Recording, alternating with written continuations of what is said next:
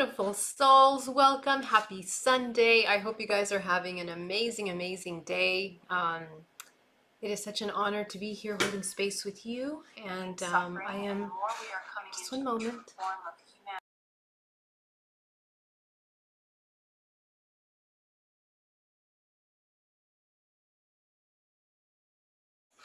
Excellent. Let me just find our live here and we will get started in just a moment. I believe we are live now. Yes, we are. Yes, wonderful. All right, so how's everybody doing? I hope you guys have been having an incredible week. I'm going to go ahead and share this live. If you guys are on the Zoom or if you are on YouTube, remember that your questions, please, you can put them in capital letters and I'll be so happy to answer them.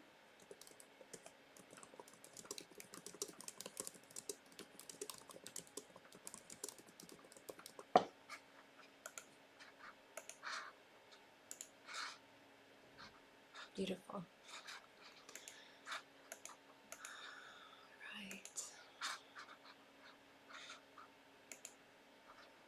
So, we have a lot to talk about today. Hello, Antonio. Hello, Radislav, Jason. Welcome.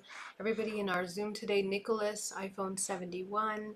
Veronica, Joe, Victoria, Alexis. Yeah, it's just wonderful to see you guys here. Let me come over here in the chat. Afternoon, Geraldine. Are you affected by the fire? No, thankfully not affected by the fire. I live in Northern California, so I'm okay. I do have family and friends that are affected.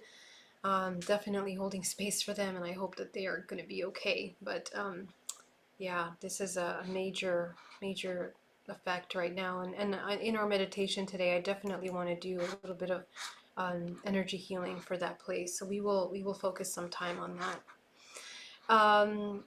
But there are a lot of changes in our world right now, and I think really important to talk about is that emotionally, we need to create some internal resilience for these kinds of changes that are happening in the world.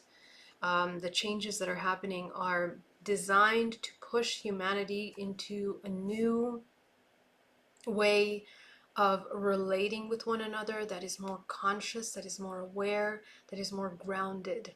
So this is something that we really need to work together and to build. As the powers shift, right now the majority of the power is in a very small pocket of groups that are not, they don't have humanity's best interest. And we need to tip that scale into the majority of the society, the community coming together in a way that's unified, that we are constantly aware of one another, conscious, helping each other to come into a more harmonious state of being. This is essentially unity consciousness. When we stop striving for our own personal gain, our own personal wealth, our own personal safety, protection, in a state of survival, we're going to begin to look outside, and whatever internally, whatever is good for us internally, our safety, our healing internally, will then be projected and mirrored into our relationships externally. And essentially that creates a unified field of consciousness where we are mindfully interacting, communicating, and choosing things that are in alignment with all the society, not just specific groups that are driven by money and large corporations that make up the majority of our government choices are lobbied and driven by government, by corporations and their agendas. So we need to change that, and that model has to basically disintegrate in order to come into a new way of being and seeing the world. This is where we're at right now.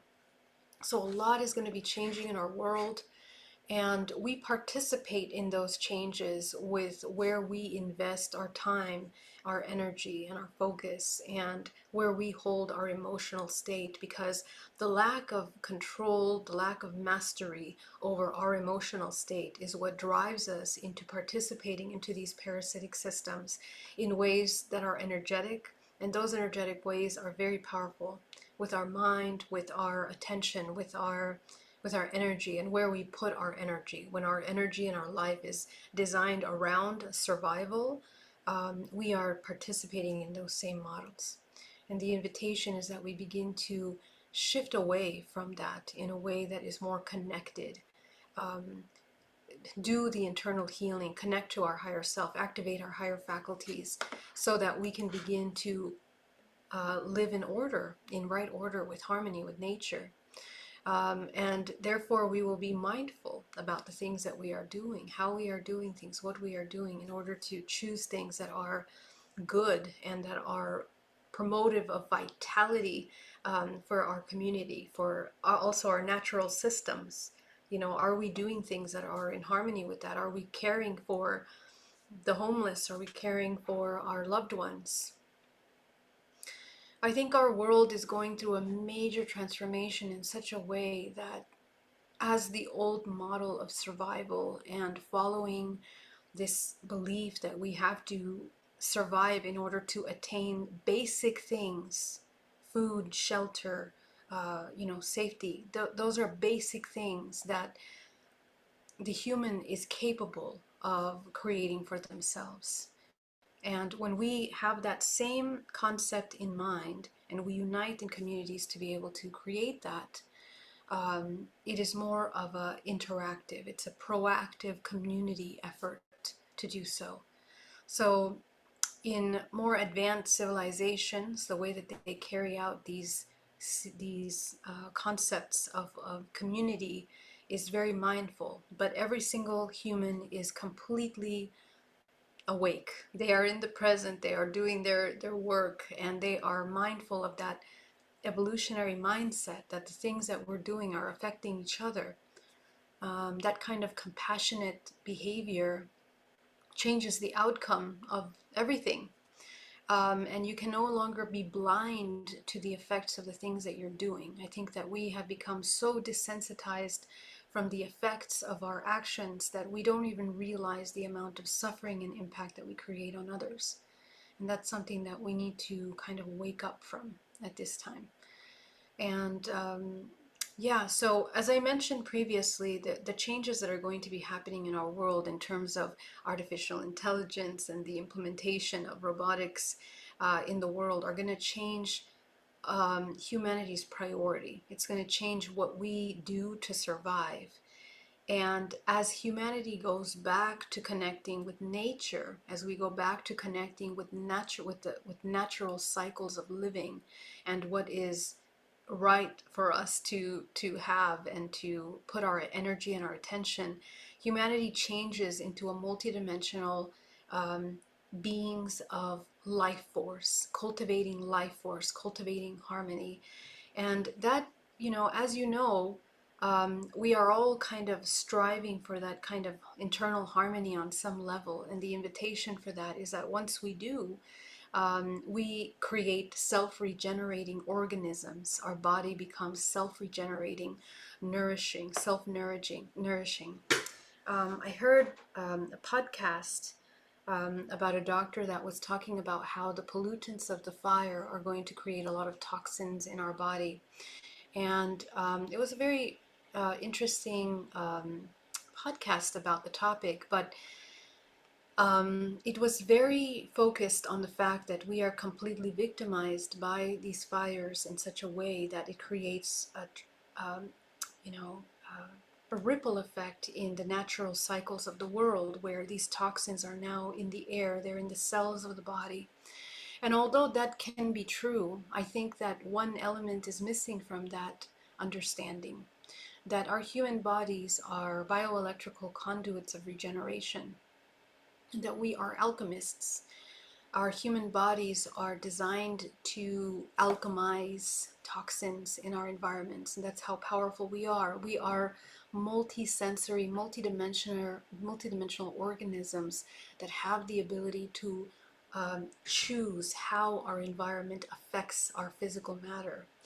And this is something that we practice, for many generations, and it's something that is held as a secret for, centuries away from these the only people that knew about these practices are very small, select groups and sects of ancient wisdom and ancient understanding of our bodies. But it's time for that information to come into mainstream as best as we can to those that are open to the information that our human bodies are very much a regenerative organism, and we have a lot more power, regenerative power in our bodies. Our organs are regenerating through the year, and from one year to the next, our body is literally completely different, down to the cells of our body are just different. The organs in the body have recreated and reconstructed themselves. And our choices that we make every moment of our day, what we eat, our habits, our sleeping habits, our relationship habits, our emotional habits, are affecting and participating in the language of creation in our physical organisms. So in order to regenerate and heal that, we need to come into full presence, full awareness, so that we can be in charge of that process of regeneration. And it's very easy for us to go into states of victimization and disconnect from ourselves, especially in times of tremendous trauma and challenges in our lives. But please understand that everything can and will be regenerated.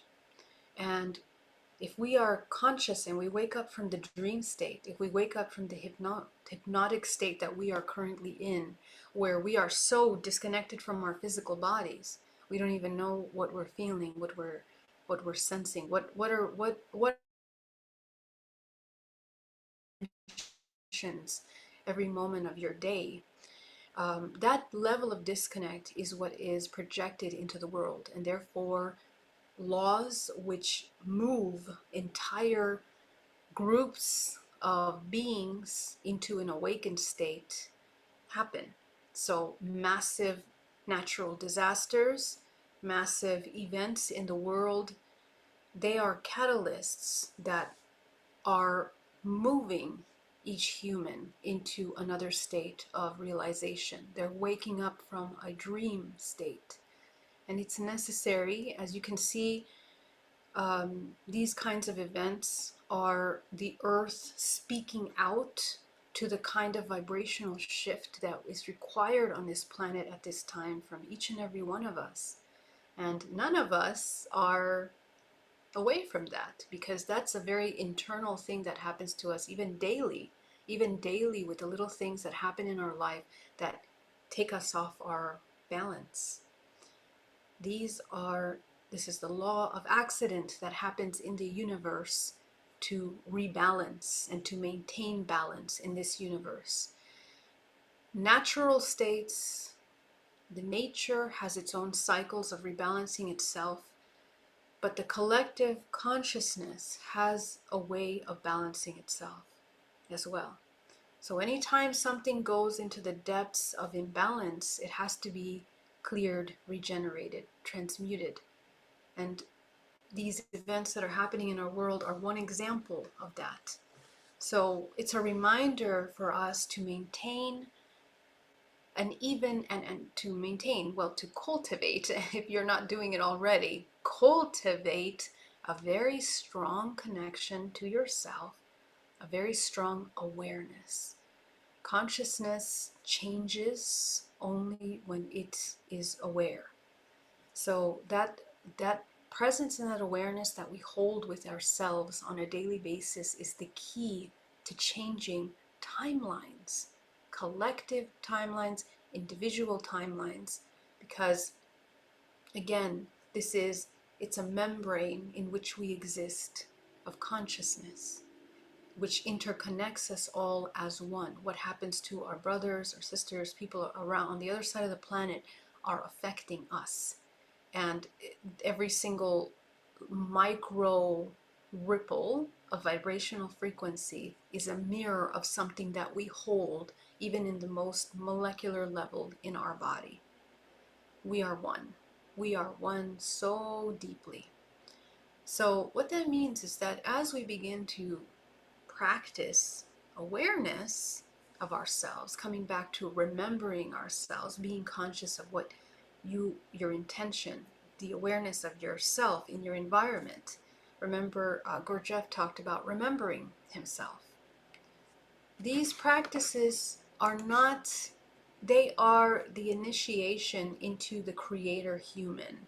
It's not just a catchphrase or something that you can just randomly practice. Your free will is available to you when you embody that awareness. Your selection of timelines is available to you when you become aware of that, of your body, of that awareness, when you activate that awareness. So, in doing so, this earth is speaking to us through the things that are happening. People act on their own free will and do all kinds of things, sometimes not in the best interest of one another. However, there is a higher intelligence to these things. There is a higher order. There is nothing that happens in this world that isn't somehow designed to elevate to a higher octave. And in these major times of change and global transformation, it's very important to understand that evolution is a natural part of this human experience.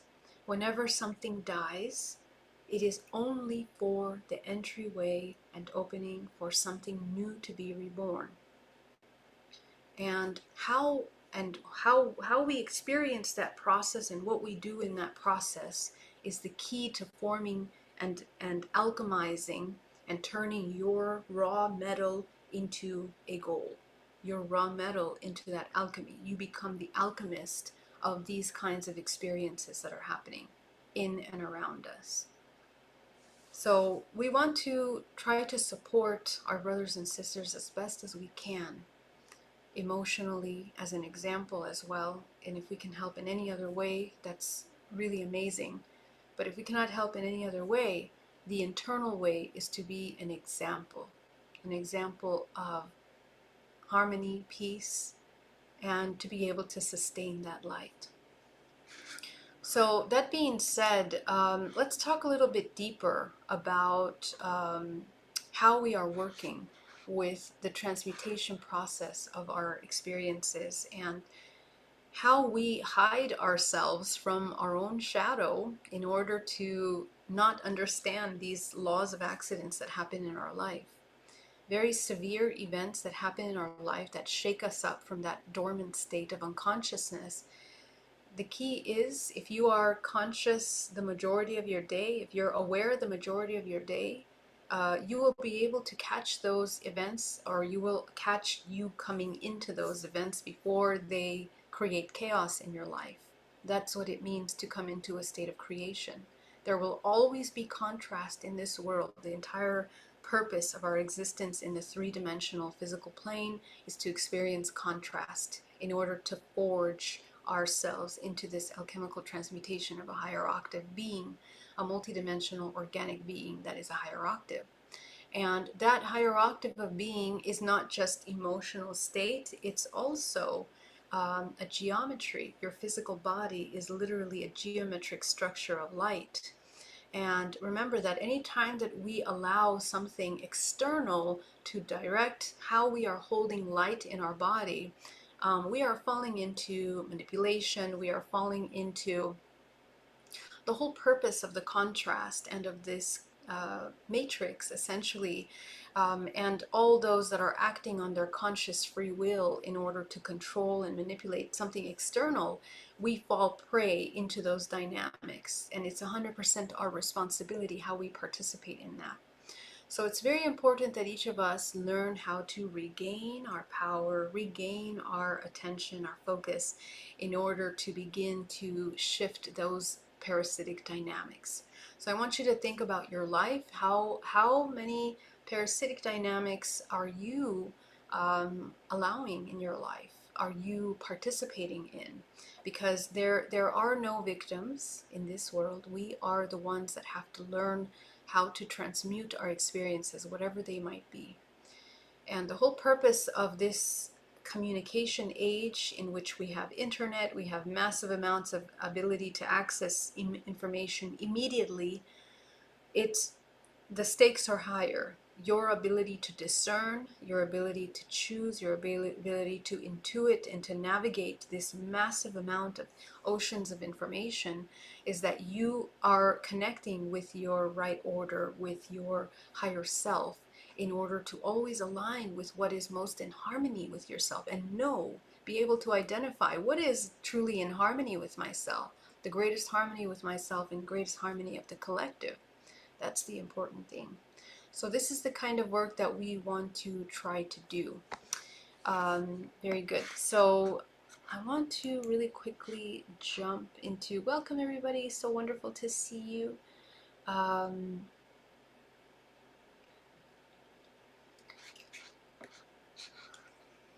good to see you guys.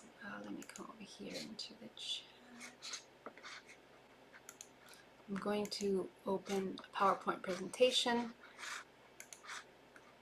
I've had a lot of questions about the chakra body, and I've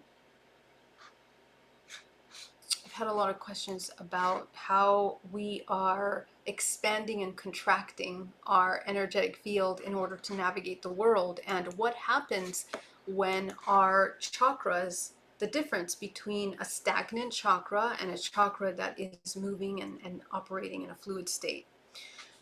So I'm going to kind of address that because it comes up a lot in your meditations, especially when you're looking at your multidimensional body.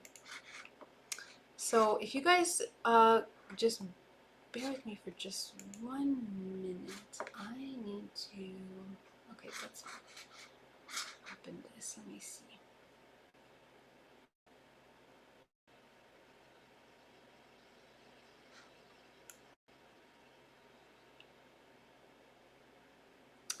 So today we're going to take a look at back chakras. Okay.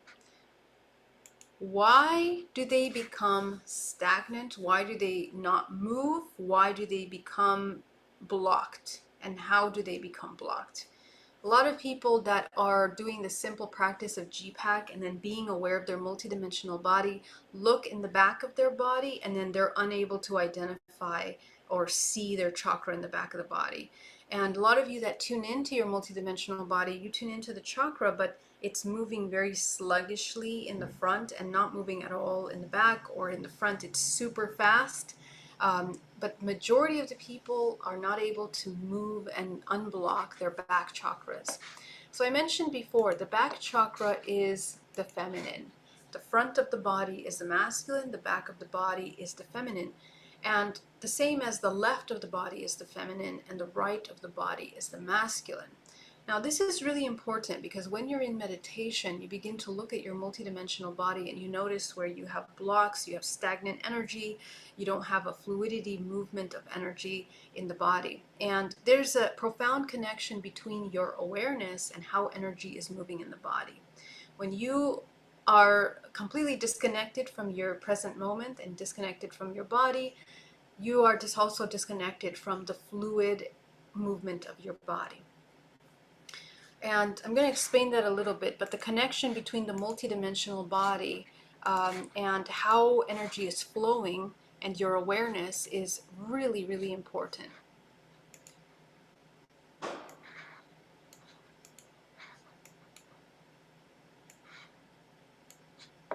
I'm going to share this presentation with you, just a moment.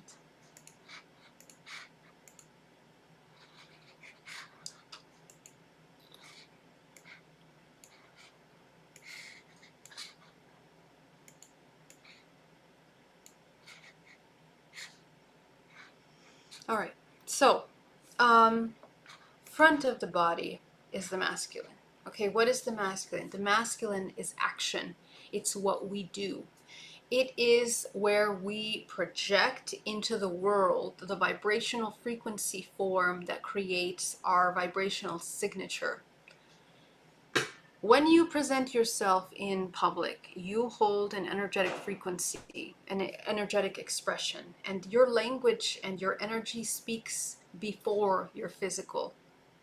So, and actually in the field, people can pick up on you even before you enter into a room. And so the more you come into the present moment, the more you can pick up this information from the field, because you have a morphogenetic field which is communicating with your etheric DNA. Your DNA is inside of your physical body. It manages and creates the protein that creates the physical vessel, the physical hologram. Your etheric DNA is what is processing your etheric body, which is infinite layers of dimensional fields that are um, projected and emitted from your center core. Each one being a chakra, which is a vortex that creates a toroidal field around your body. Okay, we understand that. The morphogenetic field is made out of toroidal fields. It's made out of fields. These fields that are these sphere models, pathways of energy, are moving through your body anytime that, and each one of these spheres of your body is vibrating and oscillating at a vibrational frequency, a unique vibrational frequency. From the most dense frequencies of the body, which is the mass, your physical matter, which is the densest, it's holding the most crystallized of that information. When vibrational frequency moves at an extremely low level, just like in a third dimension, second dimension, first dimensional plane, things become more of a mass, a matter, and more of a flat kind of object rather than multidimensional. It ends up being a very stagnant system of energy. Okay, so that's essentially what creates our matter. Now, your human body is a incredible organism of intelligence, because it is moving matter and etheric information. Okay, so it is unlike any organism in this world, in this planet. Your human body functions um, at an optimum state multidimensionally. Animals are also operating in these dimensional planes, different dimensional planes based on their geometric structure and their genetic composition. But the human physical body has the widest range of navigation, because it can move its consciousness into other matter, into other organisms. It can connect through the field using its awareness to all things around you. Okay, so therefore you can connect to as an extension of yourself. This is how we can eventually learn how to affect matter and space. Okay, and this is essentially these quote unquote Jedi abilities that we talk about. To give you a quick reference, the abilities to move things, telekinesis, your ability to remote view, to communicate and see other side of the world from being right here in this room. You can expand your consciousness into the field in order to describe at great detail what is happening in a room on the other side of the planet. This is because we are more non-physical than we are physical, and it's through the morphogenetic field that we are sending bioelectrical signals that are connecting to those cells, those particles, through quantum non-locality.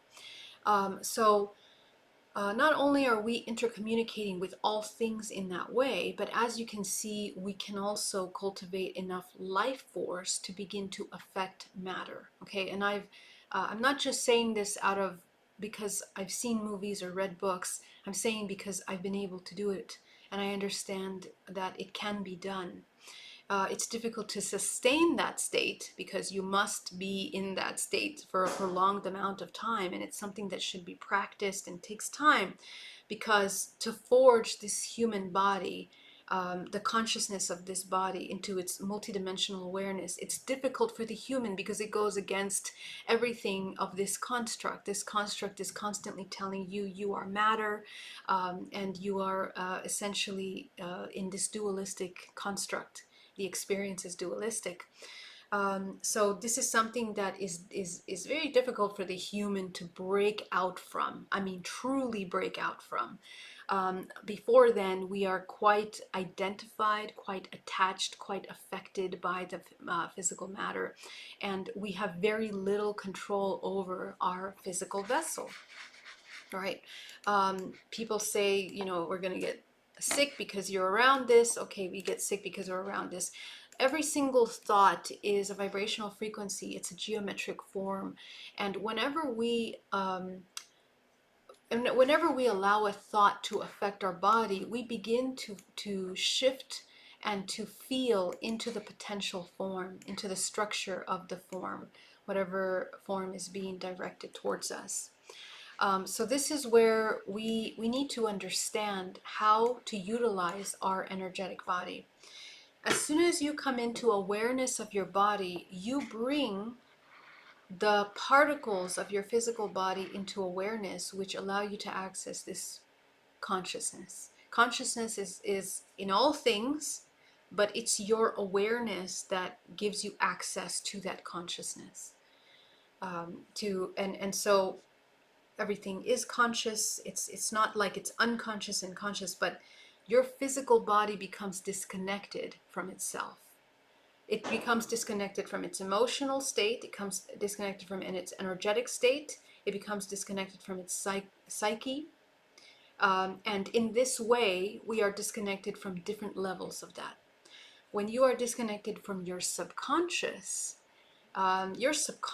which is a direct projection of everything that is encoded in your DNA, your ancestral history, your future fractals of yourself, past lives, which in those past lives, if you understand, are concepts and identities, personalities, archetypes that you have been cycling through. Those archetypal subconscious constructs are something that you're processing through your body. And essentially you have adopted and strengthened some of those traits based on what's encoded in your DNA. You have strengthened those archetypal aspects of yourself as defense mechanisms in survival in this world. And those defense mechanisms that you've created have then created personalities. Personalities are very strong structures of belief, structures of form. You modulate your form to meet those structures of belief. That's a pretty big thing. Because essentially we become limited and we become blinded to the rest of what we are, which is everything. These states of attachment and these states of binding with these forms is limiting to the human, because the human cannot conceptualize anything beyond what they know and what they experience. The human that is connected to themselves and connected to the field through themselves has a more expanded perspective, of events, collective events, human events, events of themselves. And we also you begin to operate beyond the limitations of the perception of time, which allows you to tune into intuitive. That's why you can have intuitive visions, inquiries into, potential events that can happen into your life. So this is really important because, as you can see, you can really learn how to navigate the physical on a higher level, as opposed to being in a constant state of survival. Survival makes it so that we are operating from a very small, tiny chapter of a book in a library of infinite information. Do you see? So if you are only looking at one chapter from a book of a library of infinite information, we block ourselves from our ability to access a lot of other important information that helps our bodies. What information are we talking about? The more you know about yourself and your emotions, how the triggers behind your emotions, the more you can learn how to apply your free will. And essentially, at a cellular level, you can decide epigenetically how emotional triggers affect your body. You can decide what kind of chemicals you are using, and which chemicals you are underusing to create homeostasis in your body. What's happening right now is that we have become so dormant, so disconnected from our physical bodies, that We are being programmed to function biochemically in very specific ways. We are driven by our desires because we have such low mastery and awareness of the things that we want, need, and desire. We have such little awareness of that. The biggest way to come into a state of victimization is to not know your desires, not know your needs. When you are blind to your own needs, whether because you have programs of shame or guilt or fear, you are extremely easily manipulated. Why? Because subconsciously you are biologically designed to pursue pleasure and to pursue a state of wellness, a state of bliss. Where ultimately pleasure, state of wellness, there are all facets of essentially a bliss state, which is the orgasmic state that the human has the potential of embodying. And the orgasmic state that we're talking about is not the physical orgasm, but it is the state of the dissolving of the physical matter where you become all, right? In an orgasmic state, you literally feel like your body is dissolving. You just become this, you come into communion, into union with your partner, but you feel that communion with the all. This state is actually it's a natural state for a human that learns how to become all without that orgasmic state, or in the pursuit through that one mean. That's one means of accessing that state. But we, through a spiritual union and communion with your higher self, can access that bliss state through higher states of consciousness, through higher vibrational frequency states, which you can access in your body by clearing out the gunk and the blockages, the emotions that are blocking your ability to access higher states of love. Love is unity. Yeah, love is the ability to come into communion with one another and with nature. And as you learn to exercise higher bands of frequency in your body, you also learn to exercise broader perceptions of community and unity. The human that is self-serving does not understand unity. It cannot even conceptualize unity. It only thinks in me and the other. It thinks in war, it thinks in death, it thinks in punishment, it thinks in terms of suffering, it thinks in terms of karma, because that is the cause and effect, and then affecting that cause and effect. Pulling into a higher state of awareness, into a higher state of unity, is transcending that dualistic nature.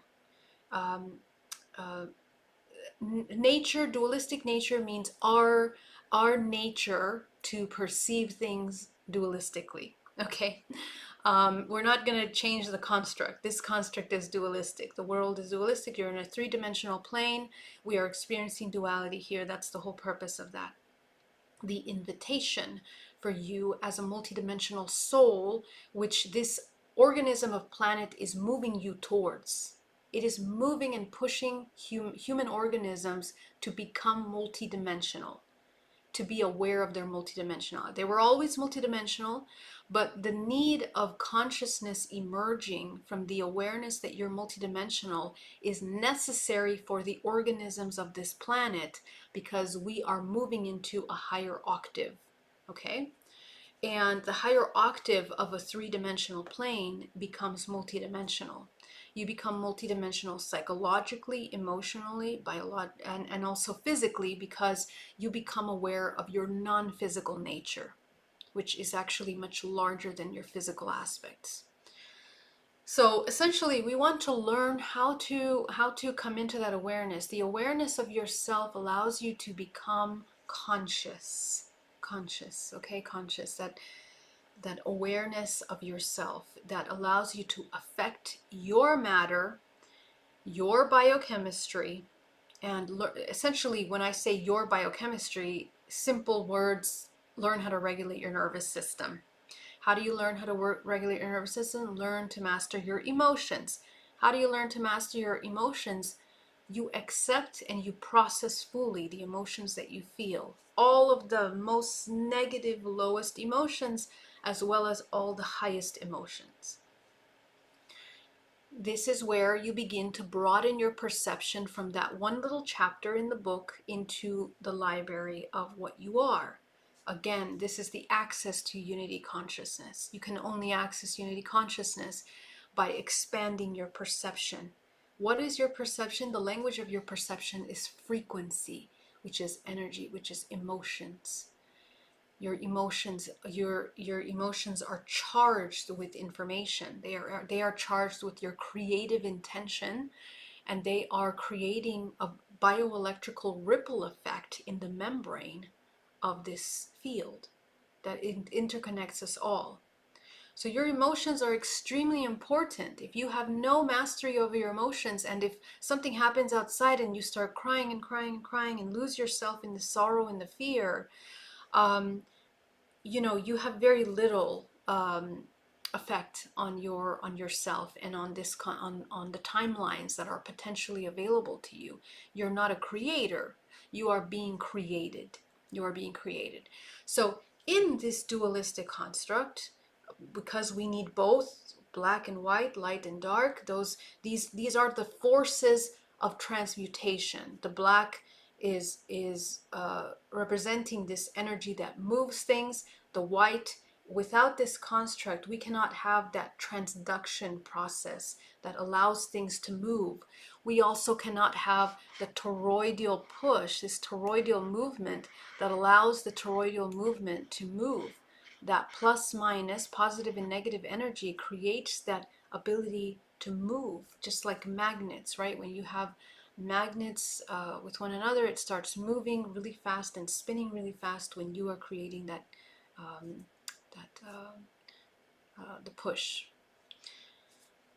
So the push is the conduit ability of your physical body. How do you create conductivity in your body? Is the transmutation of these energies. Okay, so from lowest to highest, the lowest emotion into the highest emotion, essentially that is what you're learning to process inside your body. This is the driving factor. That transmutational process changes the vibrational frequency of your body.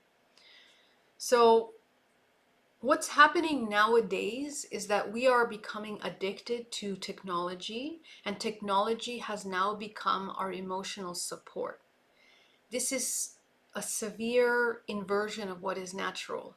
We become addicted to our phones, we've become addicted to technology, to communication in that way, to entertainment, to being driven by this artificial intelligence. It's already an intelligence because it feeds off our inputs, okay? And you are being programmed without knowing, because biochemically you are producing chemicals that keep you addicted to that. This is the first step of the direction of a transhumanism. Okay, transhumanism being, that you are having technologies inside of your bodies. Well, there are different levels of technology that are very subtle. And the programming of humanity to be addicted, biochemically addicted and dependent on the internet or a cell phone that has connectivity, pulls your creative attention away from your physical body. That's a really huge thing. It pulls because what happens is that you externalize your attention and you depend for the hit, the chemical hit that happens when you watch something that makes you laugh or watch something entertaining for a moment. And I mean, we look at our children. I posted on Instagram a video of a little baby that was given a baby, maybe 2 years old, maybe less than that, maybe 1-year-old baby in diapers, with a phone. And the moment the phone was taken away, the child goes into a fit. And I've seen this even in my own family. Okay, children become addicted to the lights, and remember that when we look at a screen, the lights that are being emitted, they're patterns of light that are being emitted that are designed to put the brain into a hypnotic state. when we look at a computer, when we took a TV, things like that, okay? So those patterns are around us all the time. If you're at work, you know, you have lots of screens around you, from the computer screen that you're working on to the screens around you. Music also functions in this way. I'm not a person that says don't watch TV, don't listen to those things. It's all about free will, but I'm here to inform you on what is happening, because I want you to understand how our human race is being genetically engineered. We are becoming genetically engineered by this in a very, very deep, profound way. And what I see is that the effects of that in the future are going to tremendously affect our ability to have any level of mastery over our physical bodies and its natural regenerative system. When you cannot even control, it takes you away from your attention of your own emotions. It takes you away from the present moment.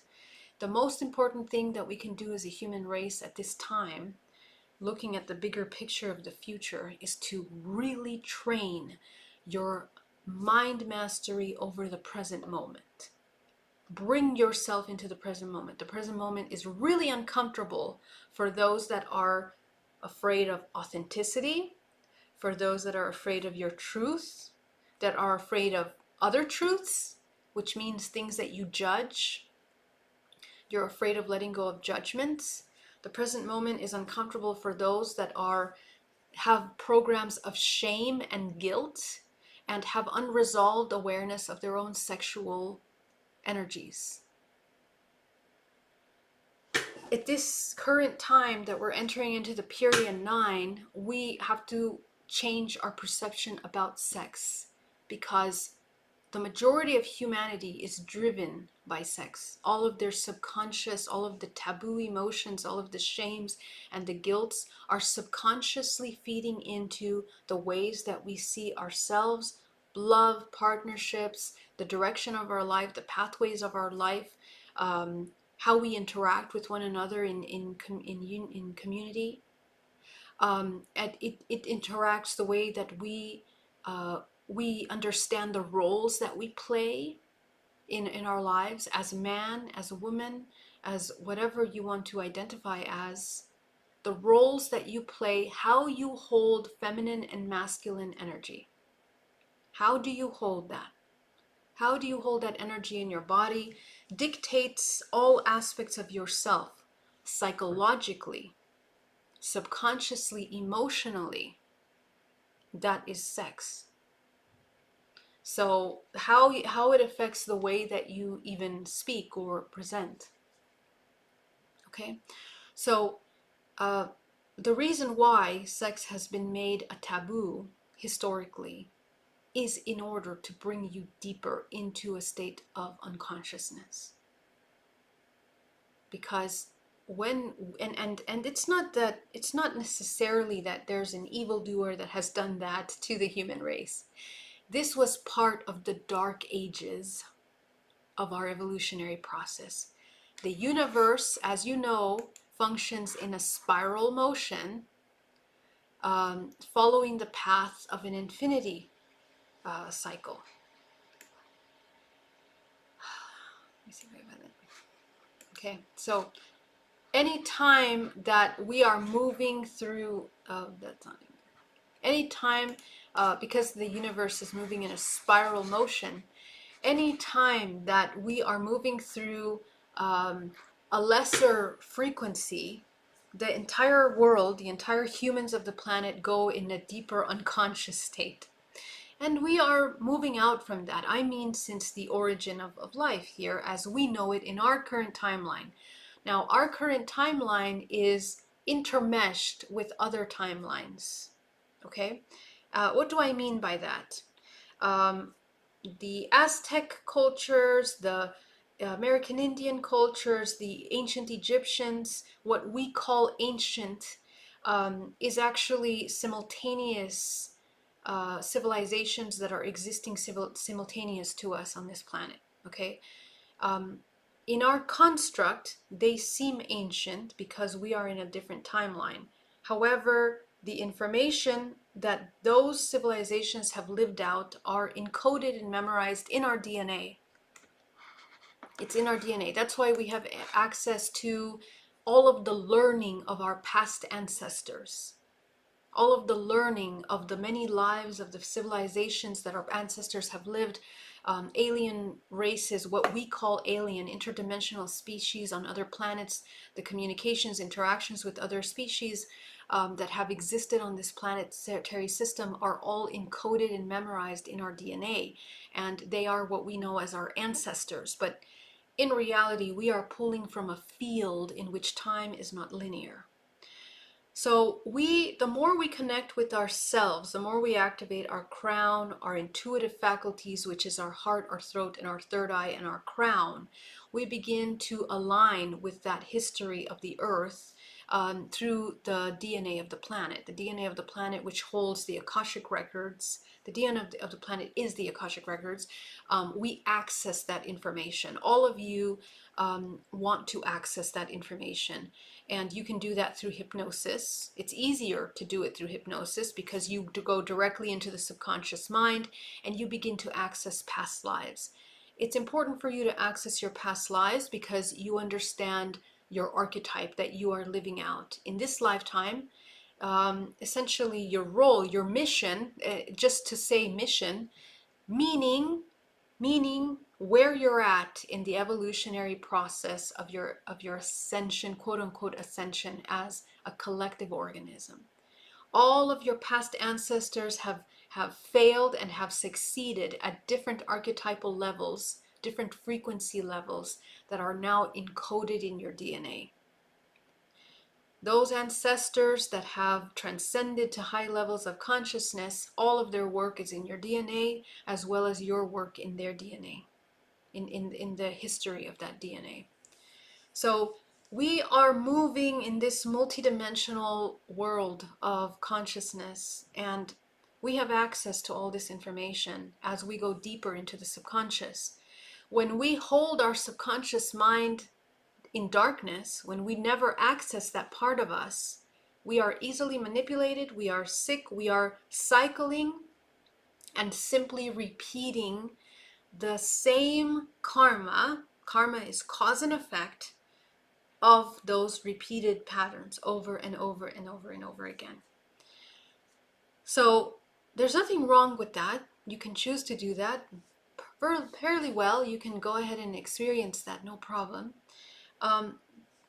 But please understand that when you fall to the vibrational frequency of the matrix, which is an overlay over the earth, it is a temporary construct, a temporary timeline, temporary, you are going to experience the laws of the earth plane and the physical construct and the three-dimensional plane, which is duality, which requires you to experience in the physical suffering on some level, because you will go into lower ranges of the experience, which is fine. You must go there. You must go there in order to reach higher levels. But there's some of you that get stuck there and you lose your awareness of the other, which is the higher states of existence as well. The more higher frequency you become, the less your matter is affected, the less you are affected by your matter, in a sense that the external factors are not triggering pain and suffering for long extended amounts of time, which essentially eventually become counter-creative to your physical body. They block. Okay? So it's extremely important that we understand that at this time, your blindness of your subconscious aspects of yourself, which is, again, the entire back of the body, is your subconscious. When you are not aware of what's happening in the back, when your back chakras are stagnant and blocked, and I guarantee you, go ahead and raise your hands, how many of you can tune into your back chakras and you can sense them as blocked or sluggish or difficult to visualize? This is what you're seeing in your physical body, the current state of your chakras. It's the state of the world. Okay? We cannot possibly comprehend the things that are happening in this world because we don't understand ourselves. The invitation is that you learn to work with these chakras and open up the information in order for you to bring your body back into harmony. What happens with the physical body when it has stagnant energy? As I mentioned many times, source cannot enter into this physical body. It it becomes, you are a resonance, you are a resonance technology. Your human body is a resonance technology. Whatever you are holding in the chakras, if your chakras are stagnant and blocked, it means you are limited with the range of frequencies that you can perceive. The range of frequency that you can perceive is limited. The more of these chakras that are blocked, so is your perception. Your perception is blocked. So in order to change that, we have to do basic energetic hygiene, and you need to become aware of these parts of your body. Okay, so the back chakra becomes blocked in a couple different ways, and I'm not sure I can show you this visually because I'm not sure how that's, but here we will see. What happens in a chakra, the chakra is double-sided, just like this. You have the front, okay, and you have, okay, it's supposed to be an F, and then you have the back. Sorry guys, can't type with this mouse. And so what happens is over here, the back of the chakra, which represents all of your subconscious programs. What kind of subconscious programs? Let me show you. When you look at the chakra, if you look at a basic chakra chart, you can see that it's dualistic nature. Dualistic nature of the chakra chart, which allows us to see the different aspects of each chakra. Okay? So, for example, the sacral, being the source of giving and receiving. Why is the sacral giving and receiving? The sacral is connected to your sexual organs. It's connected to the womb. It's created to the uterus, for example, the womb of creation. This is your sexual energy. Now, your sexual energy is in all the chakras. I want to mention, because everything in this universe is fractal nature. What exists in one exists in all. Okay, at different frequency ranges. So there is a very low octave sexual energy, and there's a very high octave sexual energy. All of those octaves of that sexual energy is encoded in each of the chakras. The unification and the integration of your lower dantian, of your dantian centers, your lower dantian, your middle dantian, your upper dantian, all host different ranges of those octaves. Just in the same way that your organs are interconnected, we are processing the information through the body in that way. So a person that is, for example, utilizing sexual energy in a higher frequency, what does it mean to use sexual energy in a higher frequency? Pure love, pure unconditional love. So if we utilize our sexual energy in an extremely pure, loving manner, unconditionally loving to yourself and the other, that has a completely different change of your geometric structure of your body, and also in how you hold frequency in each one of your chakras. That energy also affects each one of the chakras. Actually brings it from disorder into order. Why? Because unconditional love is the unifying force. Essentially, it has many higher octave forms, but unconditional love, to begin with, is essentially coming into that Merkabite state. Okay, so the Merkaba is created. Why? Because in order to experience unconditional love, your lower chakras have to be shrunken or operating in a very balanced manner, because the lower chakras represent your engagement with the external. They represent your safety, your perception of safety, your perception of sex, and your perception of power, your perception of empowerment. So those are the mastery of the terrestrial realm. So the balancing of those first three chakras will allow you to alchemize psychologically your perception in a way that is more harmonious with truth. Okay, what is truth? Natural order of things, in harmony with nature, in harmony with yourself. When your physical body comes in harmony with yourself, and that's the integration of your shadow, which is essentially the harmonizing of your ego and your spirit. Okay, so we're not getting rid of the ego. The ego is part of this body. It is what allows you to navigate the physical. It is this the one that sees itself as a physical matter, as an I, as an identified it's an individual aspect of yourself. So this part of the I, this part of the ego self, when it's completely engaged in the physical, it's in the lower dantian energies, it becomes compartmentalized and fractalized. So what we are doing is we are reunifying that part of us as a whole. That's how you begin to create Qing, which is the integration of your creative energy, your Qi, which is it's the life force of everything, is the largest field of your body, which is your heart. Okay, so you begin to unify your primordial life force, your sexual energy, with the external. This is the alchemy. The earth body begins to connect with its etheric body, the life force which exists in all nature. Qi is in all nature, in all things. When you go into a forest, you regenerate Qi in your body. Your body begins to open up the pathways of energy in which it starts to flow energy fluidly through the body.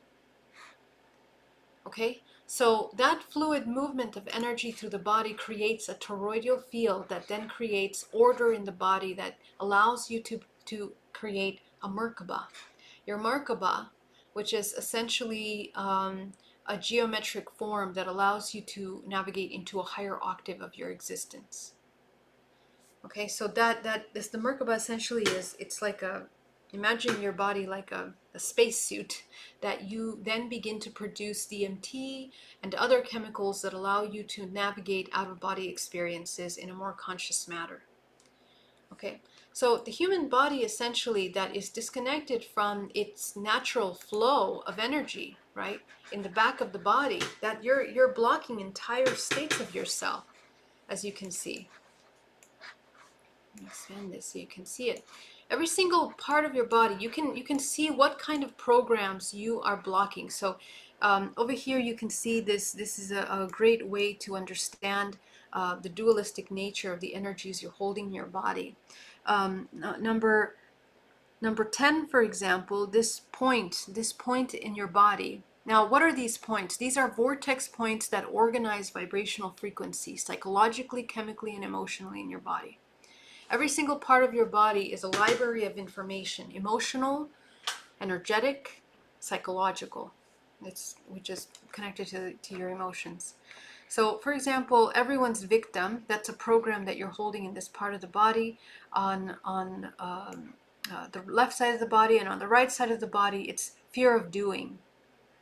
Right. So if you understand the deeper subconscious programs that are running in the back end, in this part of the body, we didn't come up with these definitions. Number 10, I'm looking at number 10 here. We didn't come up with these definitions randomly.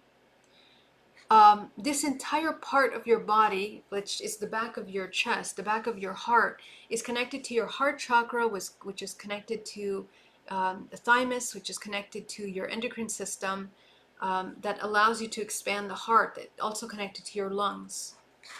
Each thought form is a vibrational frequency that either blocks energy through this part of your body or expands it open, depending on what emotion and thought form you are feeling in that part of the body. It's extremely important to understand that if you have these thought forms blocking this part of your body, now this is the back of the body, mind you, that's why I'm showing you this. Every single one of these belief systems that you're storing inside of your body is showing you the subconscious beliefs that you have not accessed about yourself, that you have not integrated into yourself. And you essentially become your own abuser, you become a victim to these things, and you have no awareness of what is driving your everyday creation. It's all of these programs, all of these belief systems. These are ancestral programs. All of these that you are holding in your body, especially in the back of the body, they are ancestral.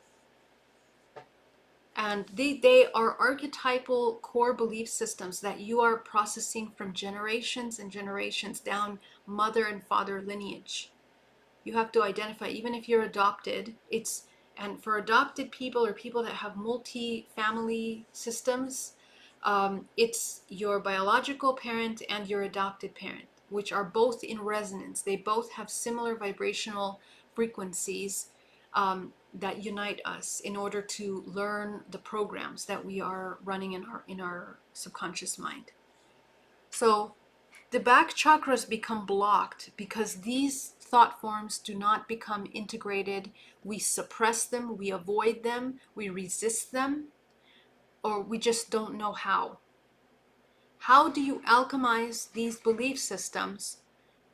The question is, how can you transmute this belief system into unconditional self-love?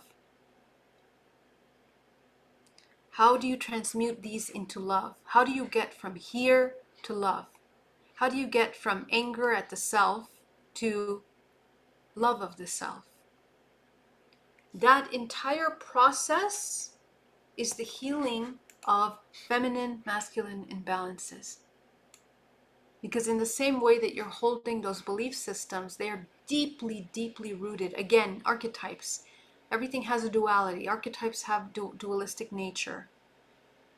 So we just become aware, like, what is my belief system?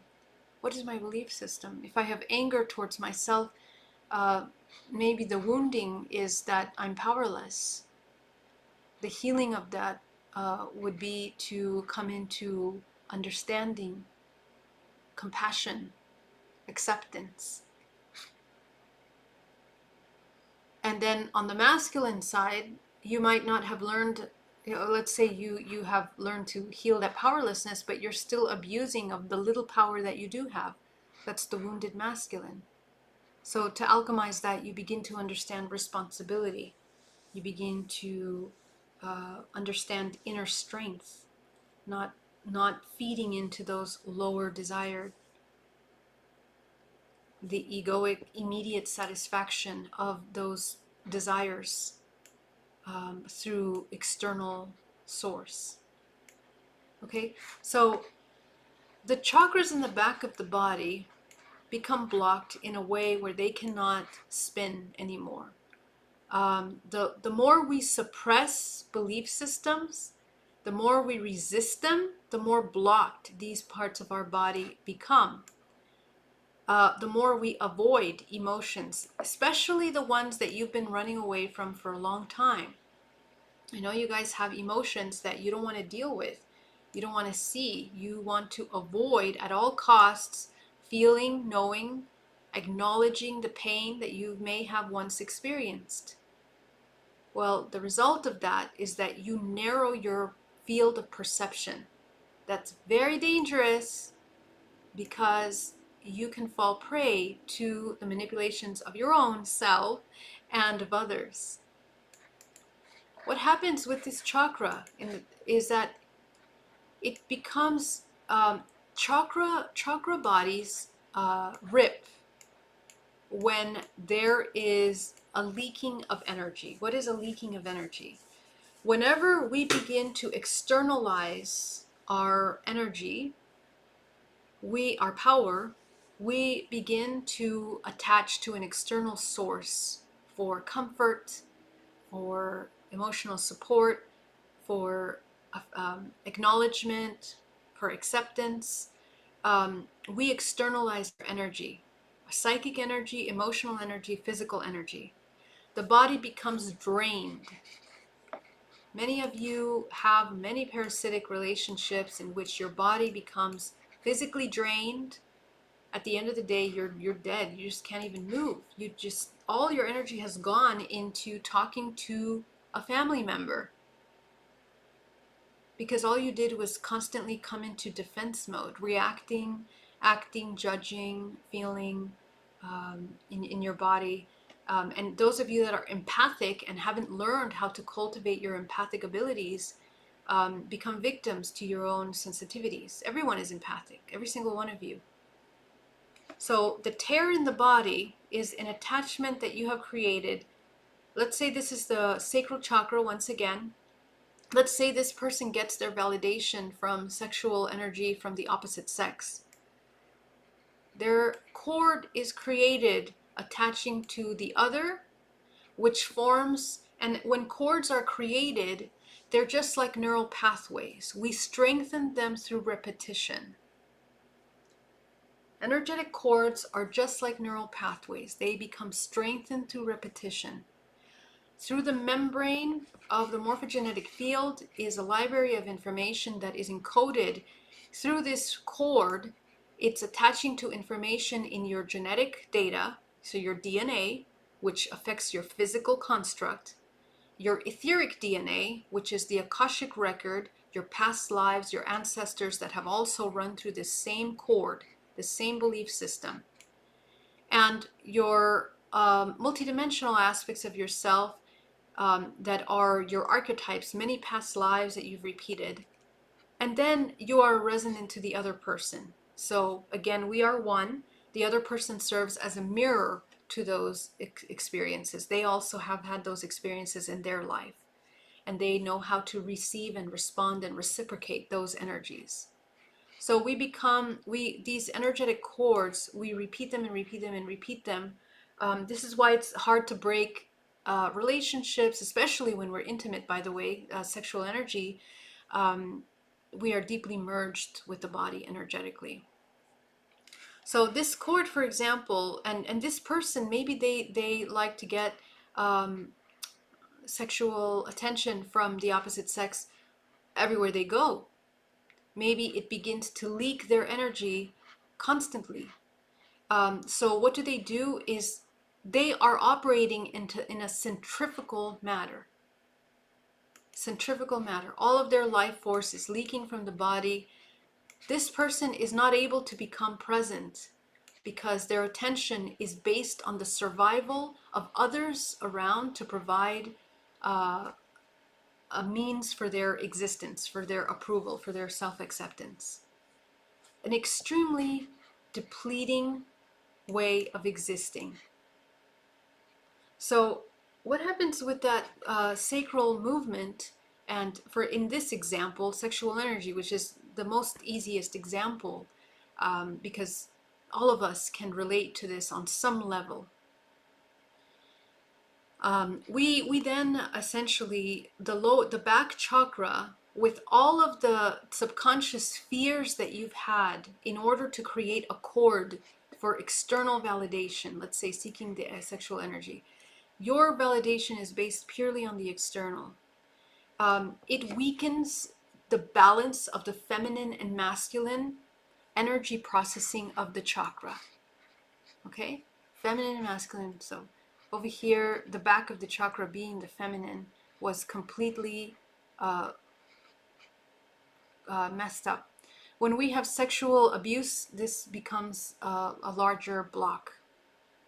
This chakra begins to contract because this energy leakage is so heavy that it cannot sustain energy. It no longer becomes a self-sustaining system. It is using an external source. So all your life force is being drained from the body, and you don't know why. What does this female develop? Cancer, illness, all kinds of sexual problems in her. It can be in the uterus. For the man, it can be in the prostate. Whatever it is, the physical body becomes affected, and there's a very specific way that happens.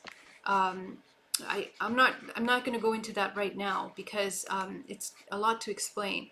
But the meridian lines of the body that are oscillating, creating runways of pathways of vitality and infinite life force are blocked from the physical body. So when you are disconnected from your etheric body, you don't allow your organs to regenerate with life force, with chi, which is vital energy. Your connection to the external is imbalanced. Therefore, your connection to the internal is imbalanced, and vice versa. Your connection to the internal is imbalanced, your connection to the external is also imbalanced.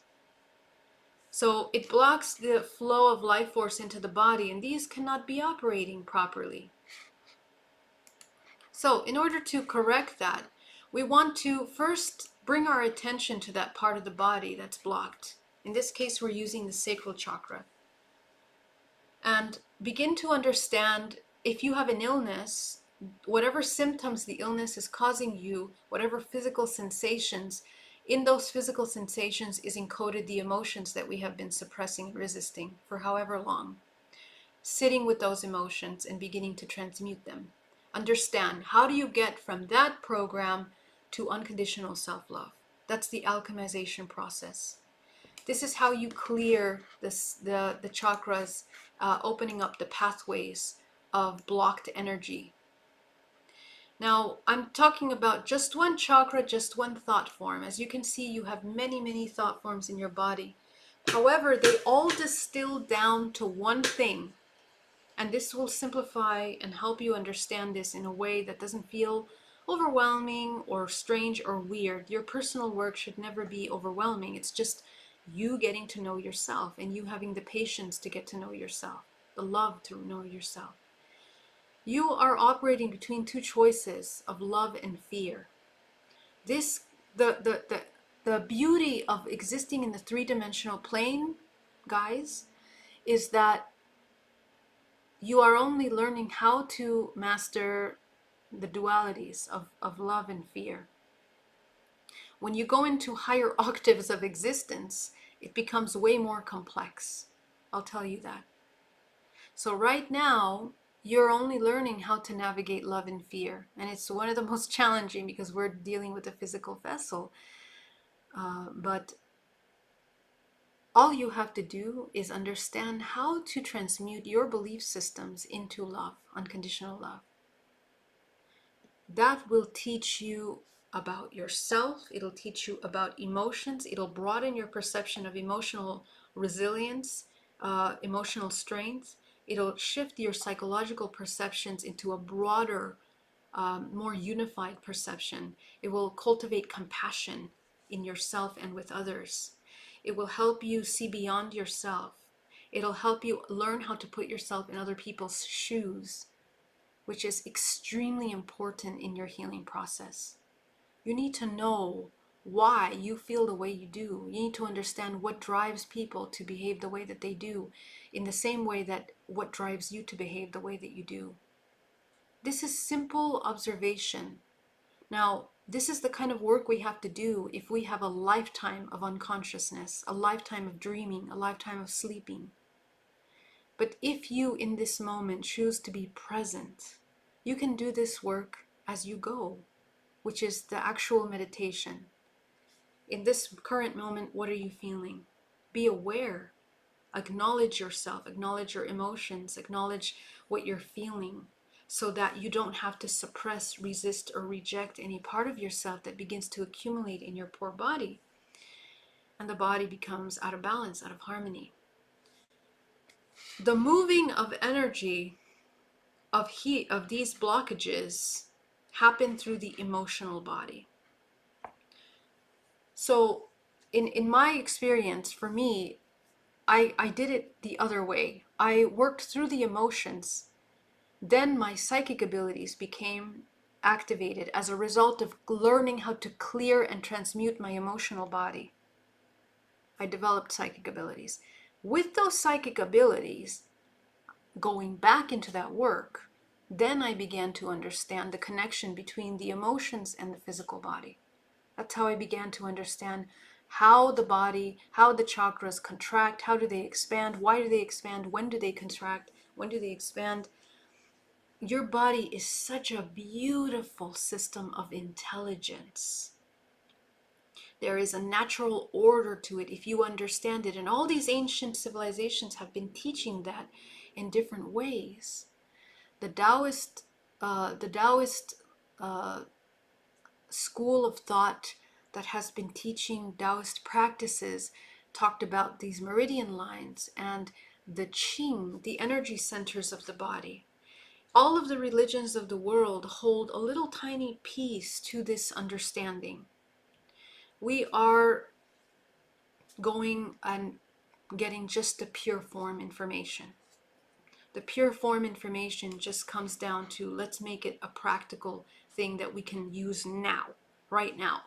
No more having to go years and through some religions or practices. We have all of this available to us at our fingertip right now. And not only that, but this universe and the current state that we're in is forcing you to be aware of your multidimensionality. You're having visions, you're having abilities, you're having all of these things. You must learn how to master this in order to be healthy and to move along. So the alchemization of the thought forms that you hold here will expand the movement of energy in the chakra. And essentially, the relieving of those blockages will allow you to see things, broaden your perception, and heal your own regenerative energy system. As you know, the energy that moves through the body is moving in a braided form up your spine. And this braided form also functions in a dualistic nature. In the same way that the energy touches the masculine, it touches the feminine. Masculine, feminine, masculine, feminine. Up your spine. Every single one of these chakras is processing micro informations of your belief systems. So just be aware that, you're not interfering with the flow of energy through your body by avoiding feeling an emotion, avoiding seeing a part of yourself. The back of the chakra then begins to expand and move. It moves itself from its stagnant state. These blockages inside of the chakra begin to move. And what I'm explaining to you is kind of in depth, but this is something that you can do in your energetic hygiene practice in a minute. Okay? So you become aware of your chakra. You just notice, is it moving? Does it feel stagnant? Does it feel blocked? You guys all tune into this. I work with hundreds of people a month, and every single one of you reads your chakras. You read how your energy is moving through your chakras, so you know how it's moving. There isn't a single person in the history of my work that has not been able to tune into their chakras. Okay? Not a single one, whether they're psychic, not psychic, can see, can feel, cannot feel. Every single one of you has the certain aspects of your senses more developed than another that will help you access the information in easier or more difficult, doesn't matter, in your own way. So you are learning how to use your abilities to access the information. When you feel the chakra is blocked, all you have to do is sit with the blocked state to feel what are the emotions that are there and alchemize them. Immediately you will begin to move. Another way to do it, you're going to spin your chakra really fast, because when you start spinning it, it automatically shifts into a higher octave. Faster movement is higher octave, always, okay? But don't use that as a shortcut. Don't use that. This is just information to help you understand how you work. Some of you say, oh, faster moving. Okay, I'm just going to spin all my chakras really fast and I'll be high vibration. No, that's not the way it works. We have to work with the information there. And trust me, you won't be able to spin all your chakras just like that, because, we are complex beings. We are psychological, biochemical. In this matter, we have to move at this pace until we learn how to transcend our own matter. Okay?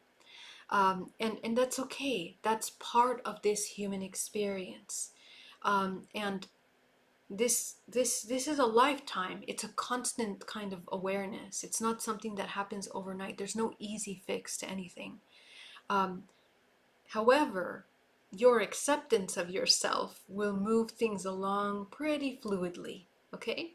What I'm saying is don't avoid and don't trick yourself, because your authenticity and your connection to your body is what will help you heal and come into this awareness.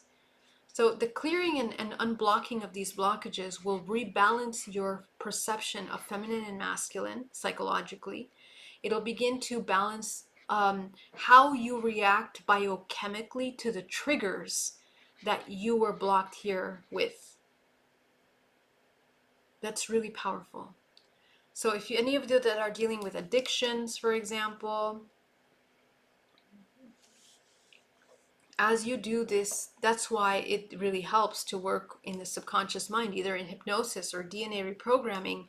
That's what we're doing. We're unblocking these so that you can begin to access a clear vision. Okay? So,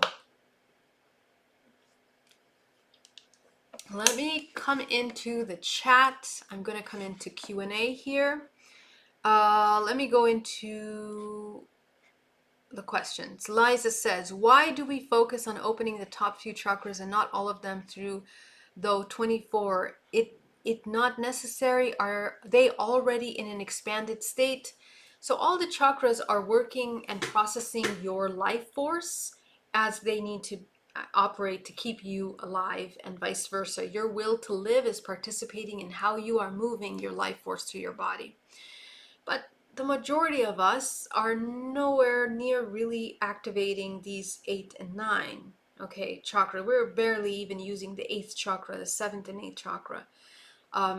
If we were working with the 7th and 8th chakra, we would be working more with manifestations, okay? And they are all working, but you're not conscious of them, which means that it won't affect your current experience consciously. They might be working and you are accessing them during dream state. Okay, so in dream state, you're all over. You're all over in all those dimensions. You are navigating, you're traveling, you're interacting in those dimensions. So what happens is that this is the difference. A person that meditates a long time, like a Buddhist monk, for example, their chakra system is naturally, if they're doing emotional work, not just pretending they're a monk, if they're doing the work, their energy body will show it. Okay, they will show it. They will have an expanded field, and your field really can only expand when you are clearing the debris in your bodies, in your energetic bodies, each one of the chakras. We only close the first 3 chakras in meditation in order to help quiet the static. Because the chakras, for the majority of us that we are unconscious and that we are in survival, our first 3 chakras are overactive, sometimes underactive, overactive. So it's very difficult to hear with all this static. You're going to feel it too. You feel it like you can't sit still. If you can't sit still, if you can't stop moving, if you can't stop thinking, if you can't breathe deeply, those are all signs of an unregulated nervous system, which is an unregulated chakra system. Okay? So your root chakra is wide open. I can guarantee if you're not breathing into your body, your root chakra is overactive. Okay? That's a fact. Because your body has a certain order to it. This is how you function. So in meditation, this is a technique to help you train yourself to naturally regulate your body. We first start by learning how to shrink the chakras. That way, we take from those imbalanced, overactive, or super underactive into a balanced movement. When you shrink your chakra, it begins to rotate naturally, and that allows you to notice. What happens is that not only do we shrink, but we open the heart, the throat, and the third eye, which is your higher faculties. Your higher faculties, which are your intuition, allow you to see what have you been doing. Now you can see what's overactive, underactive in your first three chakras. So any kind of fear-based programs that you're running, they become very obvious to you. How do they become obvious? Is that's the emotion that's going to come up the moment you start getting still. That's it's gonna make you want to get up and stop meditating, because it's going to overwhelm you. And imagine only in the meditation is that strong emotion coming over you, because the rest of the time you're avoiding it, you're resisting it, you're ignoring it, you're suppressing it. Okay, so that's what created, remember, repetition is what creates these strengthened neural pathways. And the neural pathways are not just in the brain. Those neural pathways are also holographically projecting in our physical body through cords, energetic cords, to ourselves, to others, to the external realm outside of us. So we have to train the body to come into reading. Why is it called reading? Because when we read, we're reading our body. You're reading, you're learning what's going on in this body. What have I been doing in all these unconscious states through the past week, through the past month, through the past 24 hours? What have I been doing? Chances are, how were you awake today? How awake were you today? How many times did you fall asleep today? How many times were you fully present in your body? I guarantee a lot of you have fell asleep many times throughout today. You don't even remember. I don't even know how I got to my car today. I don't know how I got here. I don't remember what I was doing right before. That is the disconnect. And that's working inharmoniously with yourself and inharmoniously with this construct. Okay? Because if you don't know, we are manipulated and we're like puppets of the external. Someone does something, boom, we go into that state. We go into depression, anger, whatever. We're so easily manipulated by the external. So when you get out for meditation and we run energy through the body, we run earth energy and cosmic energy, which is what you are made out of. You are the earth and you are the universe. We look at the universe, that whatever space outside of this planet, we think of it as universe. But essentially, really, they are the dimensions of our own body. It's the membrane of the morphogenetic field that interconnects us to all living organisms in and off this planet. So essentially that connection is what we become aware of. So when you leave meditation, you open up your chakra. Now that you cleaned it up, you open it back up. The root, the sacral, the solar. So it's operating nicely. And because you did energetic hygiene, you unblocked some of those blocks from back there. So the energy should be flowing better. Now you can have energy moving through your body because you opened it up. So this is a very powerful technique to help you learn how to work with your energy centers and your subconscious and conscious mind. Essentially, this kind of work is what will allow you to move life force through your body. And the more you sustain yourself in a balanced state, GPAC essentially, okay, you align your chakras in a balanced state, the more calm, centered, and clear your perception of the external is, more mastery you have over what you allow into your space, more regulated your nervous system is, more aware you are of your energetic cords and contractual agreements. Now, your frequency over time, holding that, sustaining that, will totally elevate into a higher octave. Your chakras will be moving collectively faster, processing information in a more fluid manner every time. Your whole system. And then you will have awareness of your higher octaves. That's why psychics can immediately tune in to other dimensions immediately. Okay, but in order to do that, we have to develop that psychic ability by holding the body in the way that can move the radio waves fluidly without resistance, right? Because otherwise your radio is static. You have not cultivated your own frequency. Nicholas says, I've experienced a vortex a long time ago. Awesome. Victoria says, do you think there will be a reemergence of ancient priestess school teachings, i.e. ways to work with chakras using sexual energy? 100%, Victoria. And for those of you that are teaching this, please do. And I do hope that we get clear, because there's a lot of confusion of this information about that. It is extremely important for priestess schools to come out right now, because the divine feminine is healing. The divine feminine is the one that will nourish human race and teach human race the integration of the masculine. It is extremely important that we dedicate time for this, both for children and for adults and teens. The next focus is teen education. Our teens need to understand sexuality before they initiate into adulthood, as it was done in ancient civilizations, in order to become in harmony. Why do you think we've come so out of harmony? Our teens are suffering right now.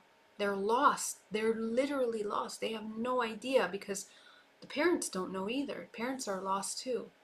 So we need to come back to nature, have some way of showing them the natural order of things, the natural order of exchange of energy, the balance of feminine, masculine within themselves. We're not talking about sexuality, we're talking about the energies, the creative energies of that life force. Learn how to harmonize that within themselves in a way that can bring peace, and for their creativity to really come from there. So it's extremely important that we learn about sex from the highest octave in order to bring our human race forward. And there will be a lot more education around that. So definitely. I have been feeling for a while this pain in the back of my throat chakra, where the spine is, and it goes till the heart. Feels very uncomfortable. Yeah, definitely take a look at the emotional programs there. Charles says, to cultivate our life force, how often and how long do we do meditation each day? You taught us certain structure of doing meditation. How do we guide ourselves to go deeper into our meditation? Yeah, so to be honest, Charles, at this point, meditation is the whole day. It's in your day, and this is what I would love to invite you. Especially, a lot of people are having difficulty sitting in meditation these days, and the reason is because it's really making you. We need to integrate the meditation practice into our everyday life. It's forcing us to integrate the meditation practices in our everyday interactions. So, grounded right now. Are you grounded? Are you aware of your space? Can you imagine a bubble around you? And are you aware of your energetic space? Are you aware of what you're allowing into your space? Are you aware of your reactions before you react to this triggers around you? That is meditation. Are you in the present moment? Are you aware? Are you becoming aware of yourself and the kind of emotions that you're feeling, why you're feeling them? That is where you start to cultivate the creator. Okay, so how do you go deeper into your meditation, that as you make this a daily existence, it'll be easier for you to sit with these strong emotions at the end of your day. And so this is the invitation. Can you learn how to come into this deep stillness with yourself? If you can't sit still with yourself, we have a lot going on, a lot going on. But when you get to that stillness and you cultivate that stillness, this is where you are able to slow down time, because time is speeding up. You slow down time in order to observe mindfully. Okay, so please make it something that you are constantly doing. Oh, thank you so much for the super chat. Oh my gosh, thank you. I am so grateful for that. Very generous super chat. Master Chork, sending love from Australia. Oh, much love to you. Thank you so much. Your super chats help me so much. It's such a deep, deep gratitude. Thank you. Aquamarine says, why when I ground down to the center of the earth, I see red people trying to grab me and I get scared and don't grab? Can you help? Yeah, so Aquamarine, I would take a look and just intuitively, this is something that goes down our ancestral lineage. So essentially, in our bloodline, we have the history of the Middle Earth races. And so we need to, instead of running away from the Middle Earth people that are coming after you, we need to sit with them and communicate and see what is being communicated with them, okay? Because this is in your bloodline. I'm not sure where you're from, I'm not sure what your background is, but I invite you to take a look at your ancestral lineage. So we have a lot of connections with these ancestors. Take a look at what is being communicated. What is it that they want? What do they want from you? Okay? And we need to heal the inner child that feels helpless, like these red people. We need to heal and integrate the fractals that have occurred during these many lifetime experiences. The integration of that is what will help you connect, because you have many generations that don't want to ground, many generations that are running away from deep ancestral karma and it's collective trauma of every time that we've come into our spiritual self, we are kind of prosecuted, or we are burned alive, or killed, or just eradicated from the planet. So I believe this connects to an entire eradication of a race here on this planet that is encoded in your DNA, that I would invite you to take a look at. What does that mean to you? What kind of emotional triggers does that cause in you? Are we afraid of just being eliminated? And usually that has to do with the ego part of us that is afraid of our identity being dissolved. So I want you to take a look at your relationship with your identity, your attachment to your identity. Are we ashamed of it? Do we resist it? Do we use that in some way? You need to make peace with that. And from here, you will be able to connect to the land better. It also has to do with where you're at, by the way. So take a look at how you are connecting to the land and what you're doing there. Yes. Other parts are um, programs of helplessness. Take a look and revisit your belief systems around being helpless or not having support. It's really important because the red as a frequency represents safety, security, having a home, being able to ground into your home. If we have a deep feeling that we are not home or we're not safe, this is subconscious, again, ancestral program that we are running. So these parts have to get healed. And yes, connect down to the center of the earth. Try to go into nature. If you can try to go into a little forest, it might be easier for you and align with that system. Okay, Radislav, yeah, keep me updated, Aquamarine. Okay, Radislav says, question, I have been experiencing digestive issues and bloating for many years. What chakra and healing should I be working on? Thank you. So there's two issues here. Well, a couple. First of all, it's self-rejection. So we feel so some part of us, we are rejecting, we are really resisting, we are avoiding of ourselves.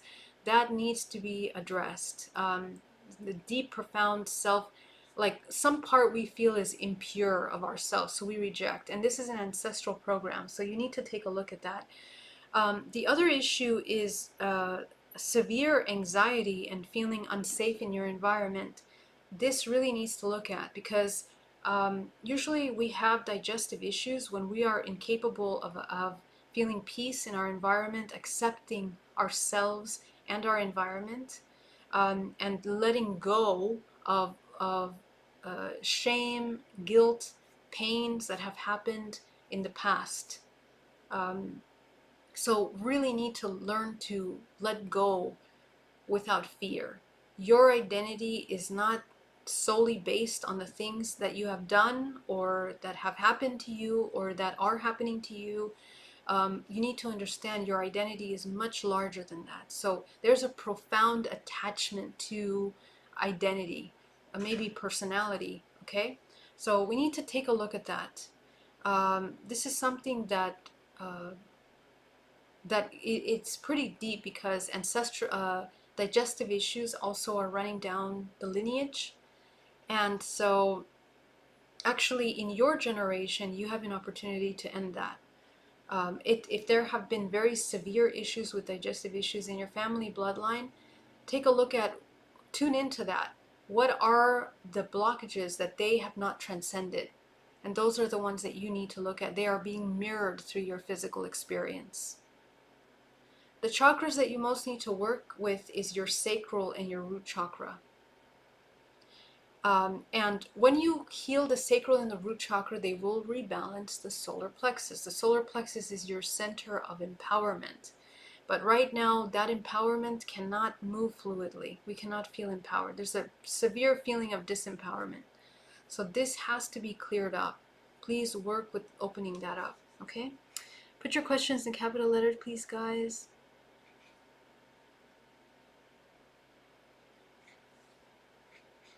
Aquamarine says, I felt like the red shadow people wanted me to free them, but I felt scared that they might possess me. Right. So, and so again, this is about your personal power in terms of you need to trust your own abilities.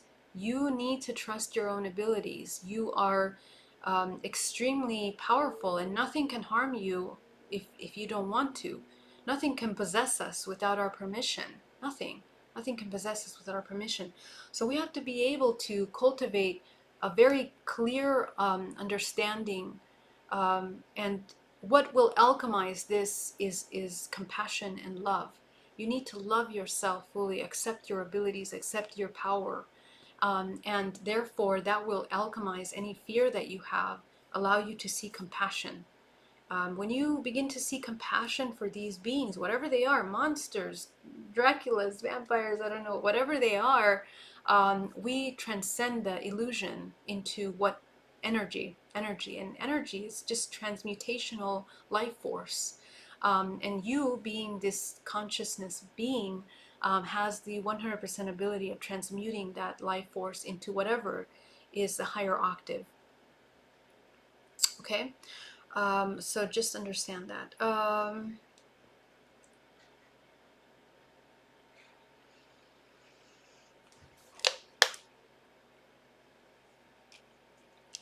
Ava Van Aken, please heal the mother wound.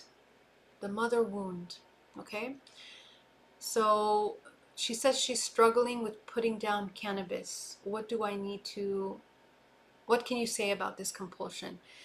I've mentioned it many times, but the addiction to cannabis is a wound with the mother.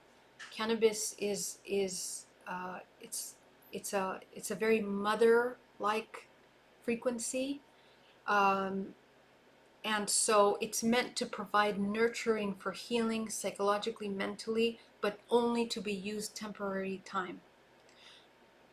When you use it prolonged time, you become emotionally paralyzed, emotionally stagnant, and the connection between your emotion and your mind and your body becomes severed.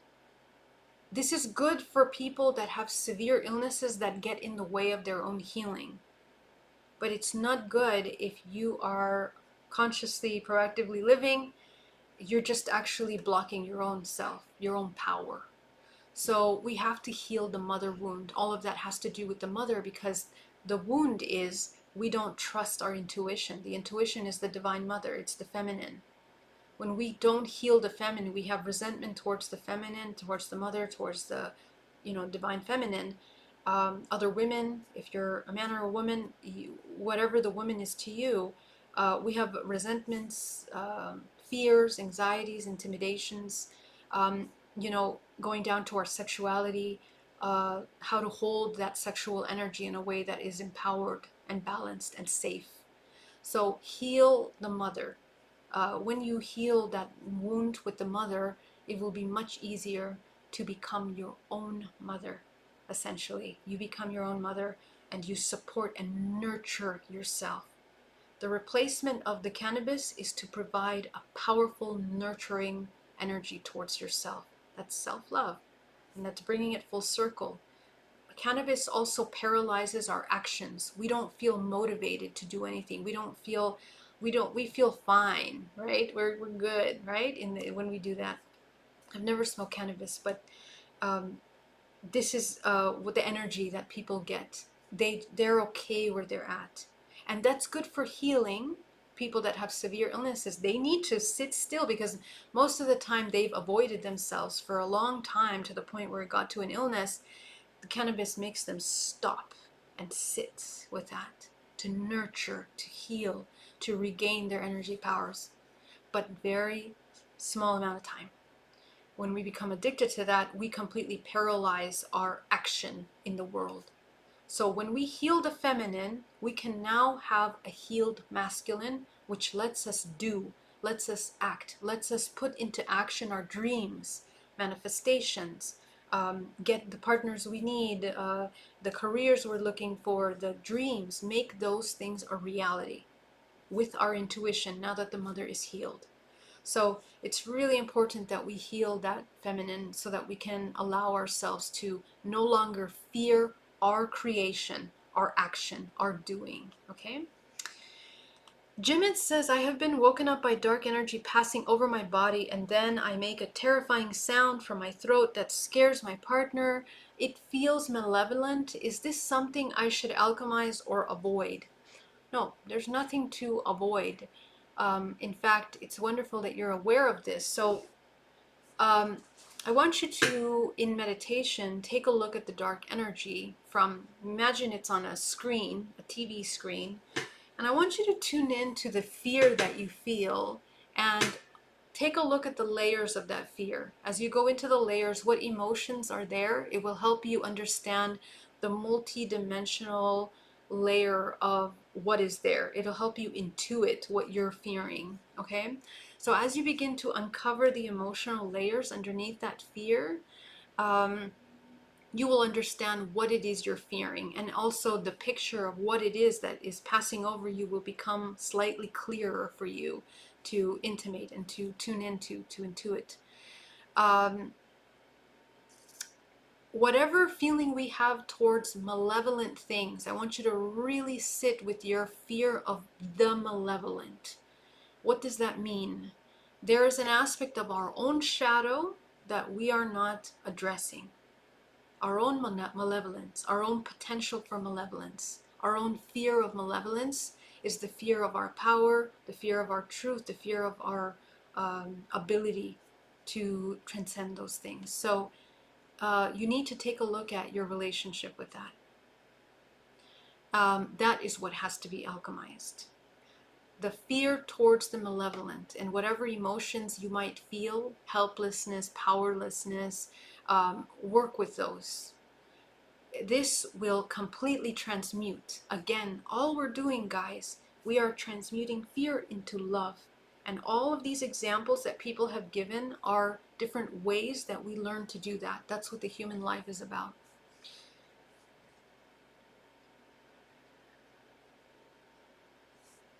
Laura Light says, same thing, Bratislav, same, the flame of Jesus has helped in my tummy. So yeah, so another technique that's good is to make your organs smile on a daily basis. It sounds like a child's game, but actually when you make your organs smile, like literally imagine your stomach smiling, your intestines smile, it completely transmutes the energy in that part of your body, which allows you to bring more light, which allows the cells to heal. Okay, so whatever imbalance is happening, if you put joy into that part of your body, smile, you completely begin to restructure your organism from the inside out. Okay, from the somatic level, the body is beginning to heal itself. So that's another great technique. Thanks, Laura, for that. Start to experience full body chills and goosebumps following by what feels like a full body electric charge.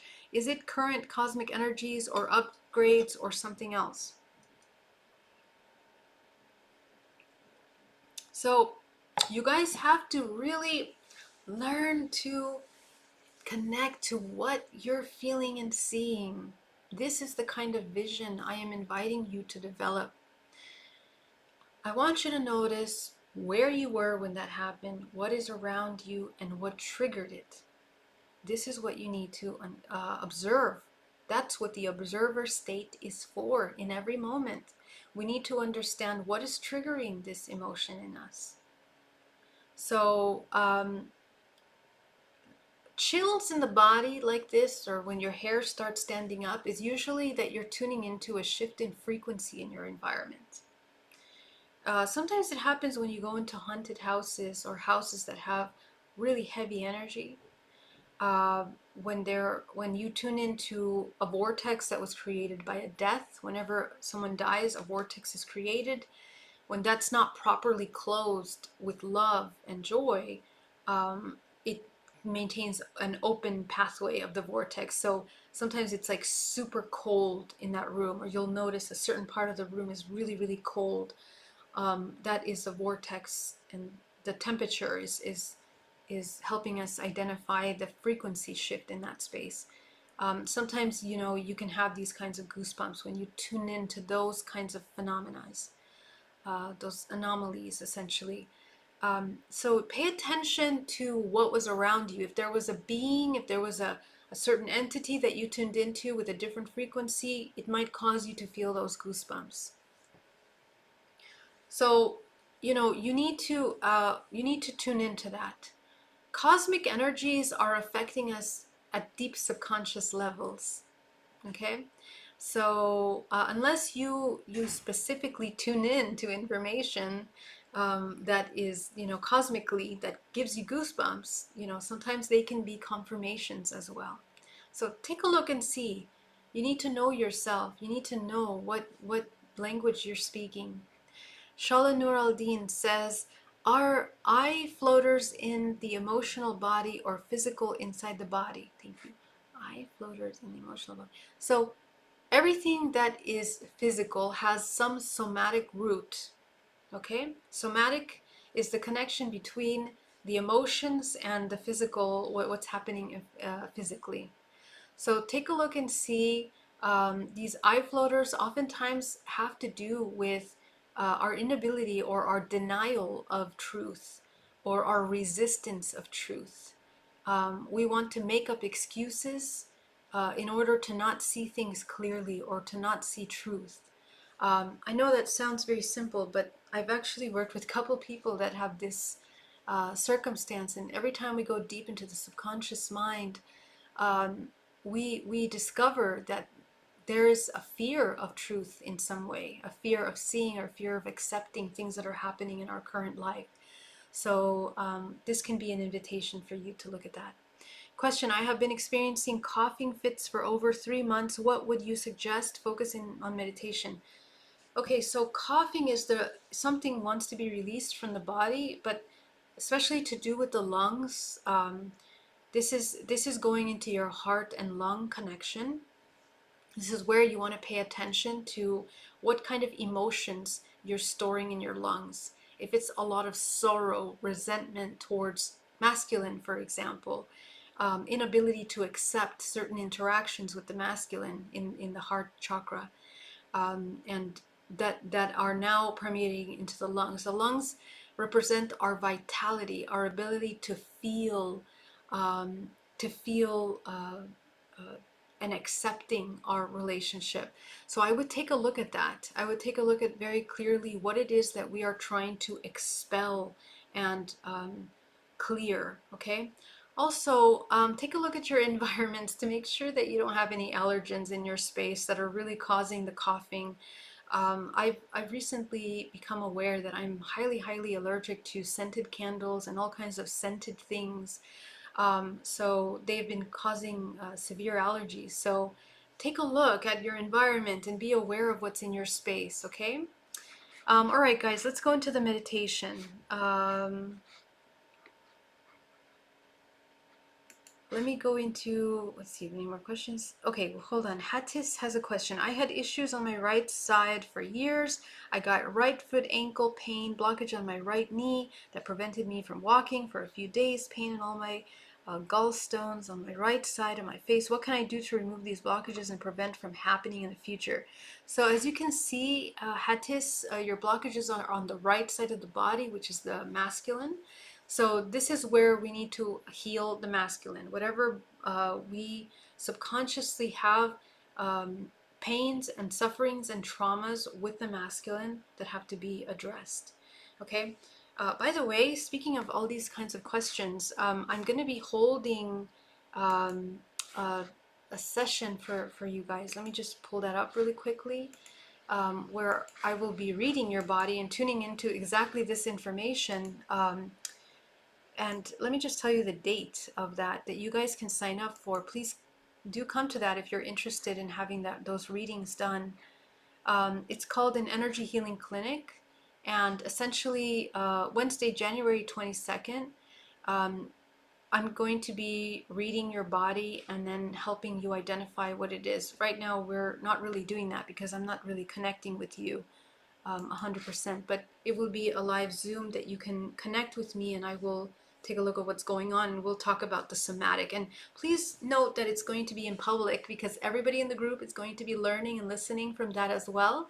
So if there's something that maybe you don't feel like you want to share, I would suggest getting a private session, okay? Because I will be discussing it in public, and I will be talking about emotionally what are those roots. So this is for those of you that really need to clear something out and don't know how to do it. Maybe you cannot afford a full session. You can come to this session, and we will work on that. And I will help you do a clearing meditation for that. Okay. Question: would bedtime gummies affect energy? Yeah, but you know. Listen, you guys have to do everything that you need in order to help you uh, heal your body. But essentially, when you come into right order and harmony with natural cycles, your body heals. When you come into your connection with your higher self, when you allow source to enter into your body and open up the pathways of life force, your body automatically comes into a harmonious state, and you don't need to depend on some of these external things. But all of that is dependent on you, on your mind, and on the love that you have with yourself in order to cultivate healthy other habits. You know, so it might be difficult for us to sleep for many, many numbers of reasons. When you address the emotional reasons, it's going to be easy for you to go to sleep without any aids. That is definitely a fact. Okay, so I'll just say that. Let's go into the meditation, guys. We've been running on a long time. Go ahead and get really nice and comfortable.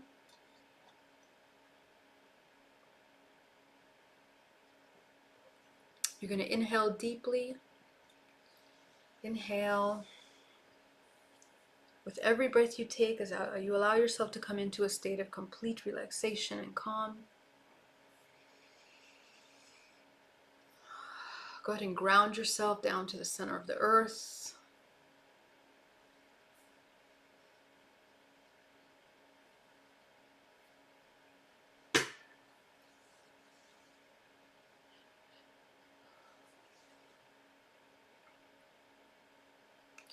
Go ahead and see a protective bubble around your body.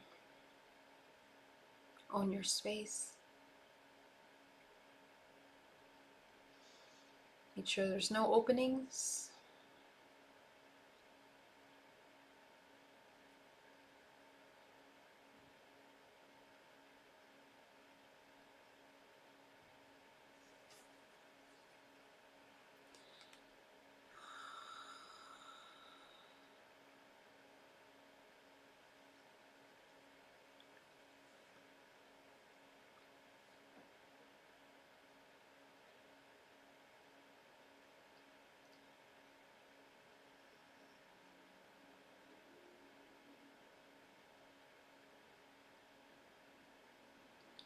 Go ahead and shrink your first three chakra.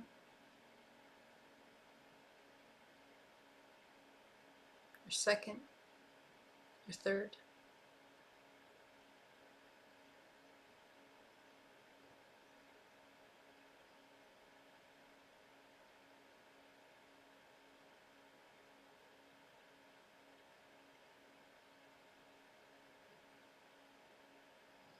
Expand your heart, front and back.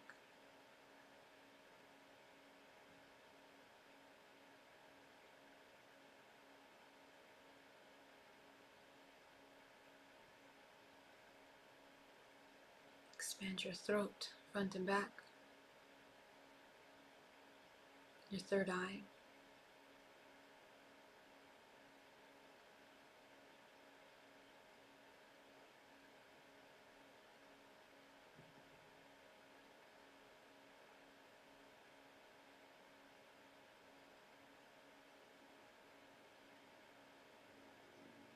Expand your crown.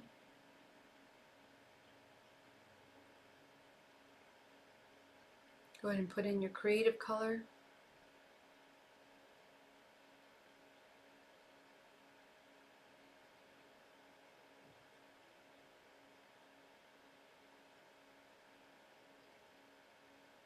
Connect with your higher self.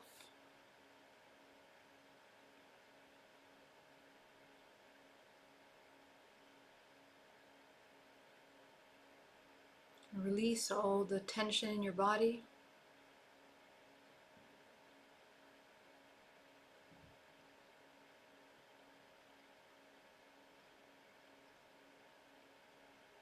Come more fully into the present moment.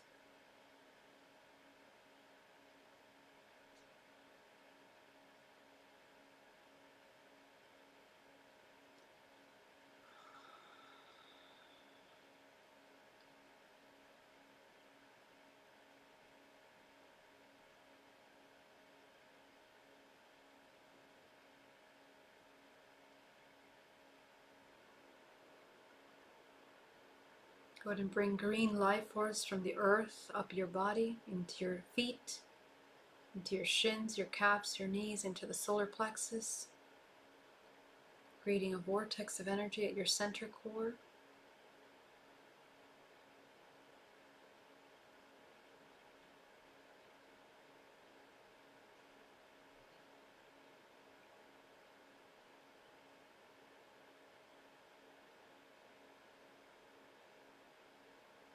From source, go ahead and visualize gold cosmic energy coming down through the crown of your head, combining with the green earth energy.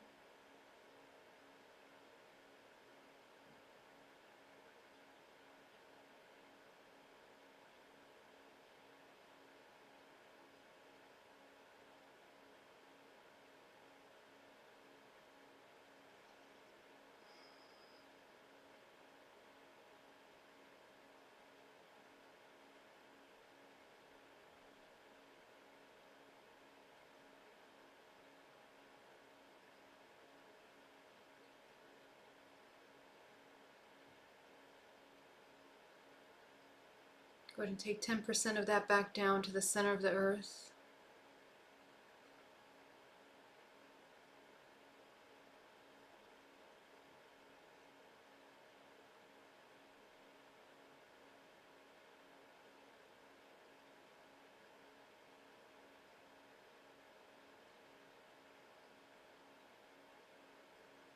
Green gold up your spine from the crown of your head, coating the outside of your body.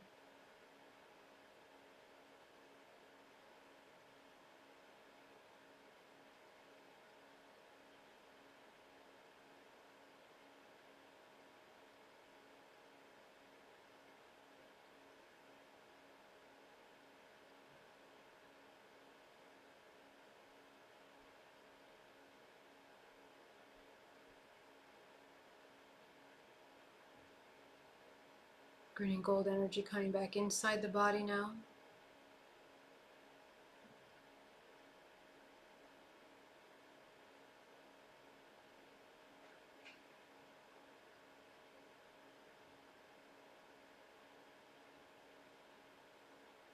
Go ahead and clear the first layer of your body, your root body, clear it out.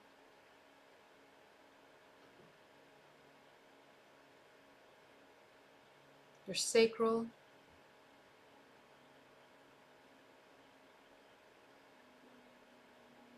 your solar,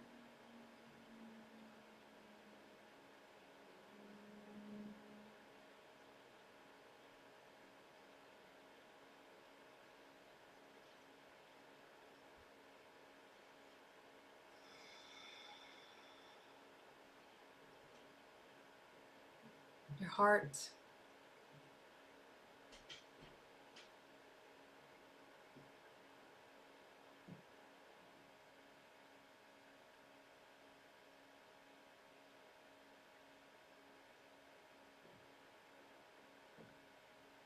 your throat,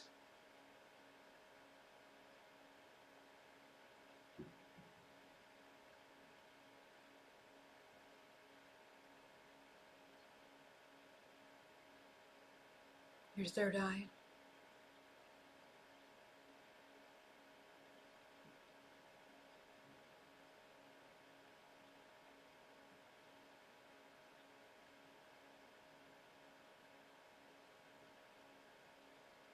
your crown,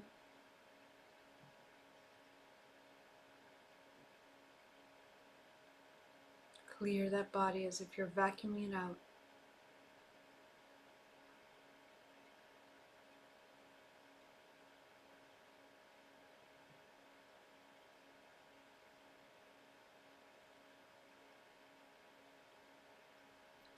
Go ahead and see a room full of your karmic contracts. It could be a room or a stadium, however you imagine it. Take a look at all of your karmic contracts, the agreements, the experiential agreements that you've made coming into this life. Take a look at them.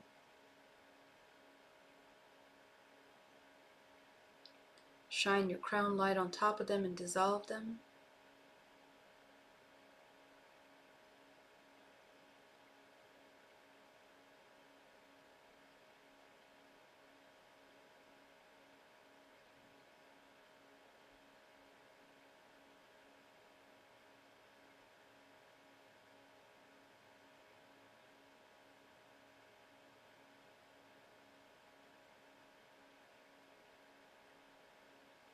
Go ahead and, whatever you cleared out, go ahead and fill this space with your crown color.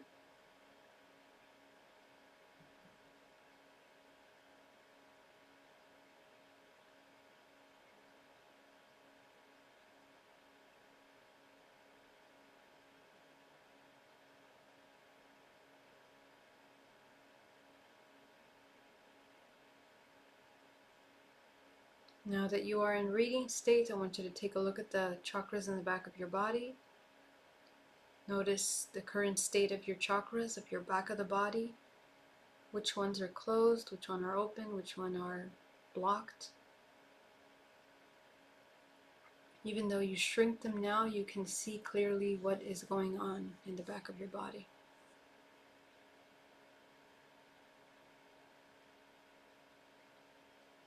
Go ahead and tune in to the discomfort of the back of the body, whatever blocked chakra is there. Go ahead and tune in to whatever discomfort it might be causing. And name those emotions as, name those sensations as emotions.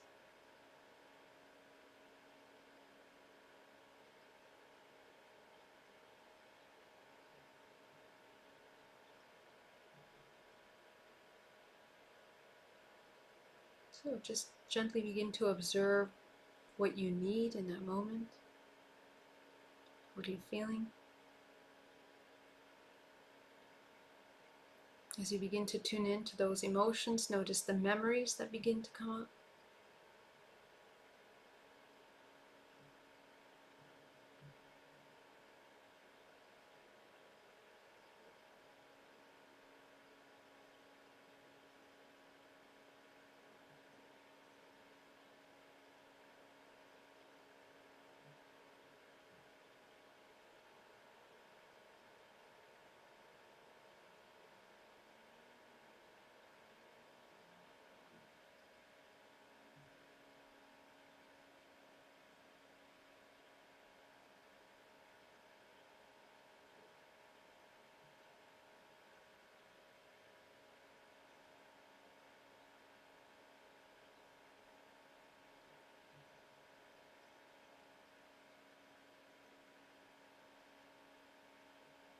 Just allow yourself to observe what you need from yourself.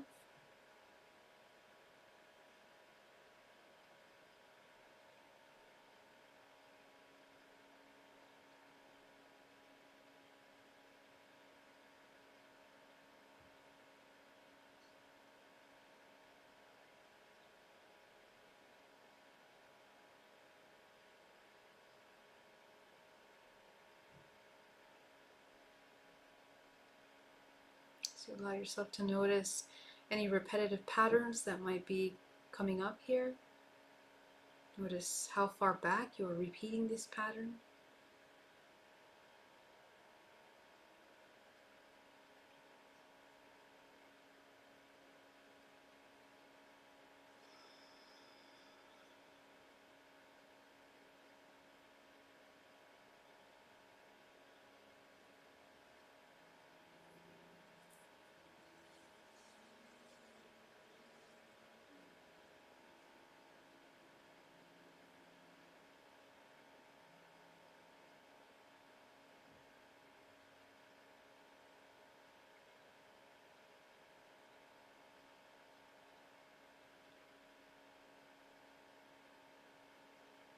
As you begin to see the impact of this program on your life, through the different facets of your life and fractals of yourself.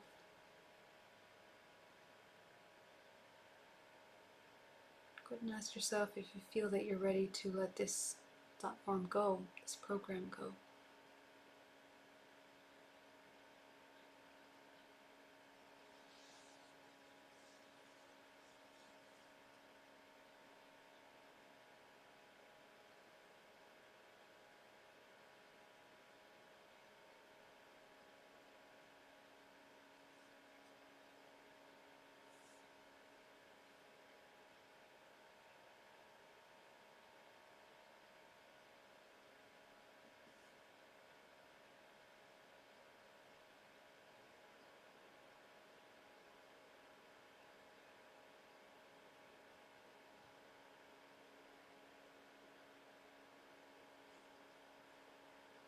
Go ahead and allow yourself to let go of all these belief systems, the tension in your body, the emotions in your body, and just notice as you provide yourself what you discovered you needed.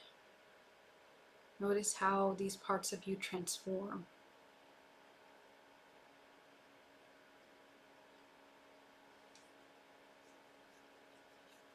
when they have it.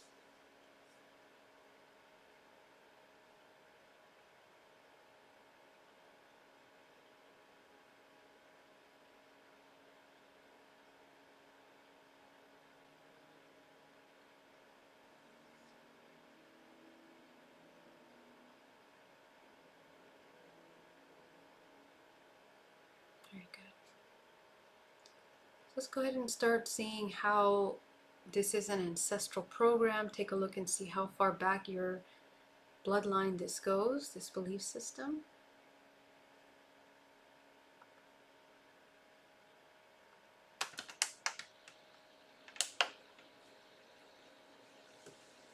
How many generations is this program being repeated?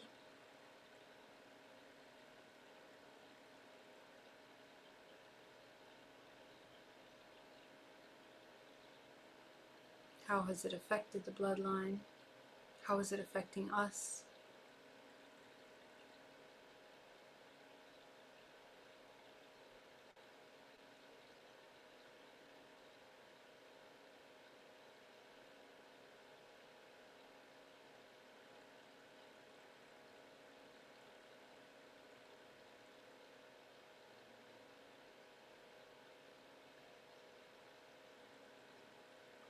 Good.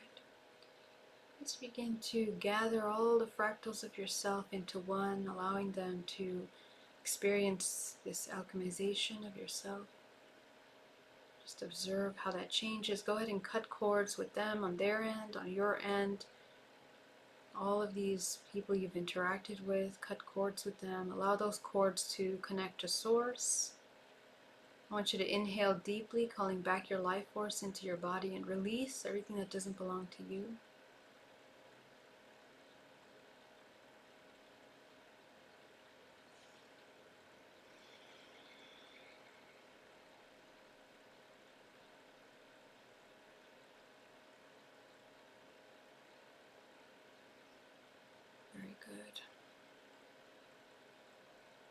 integrate these fractals of yourself into your body as you become whole, as you become more complete.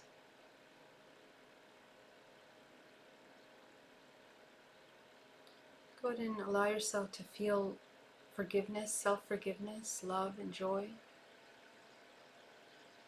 Or allow yourself to come into whatever high octave emotion you're feeling at this moment.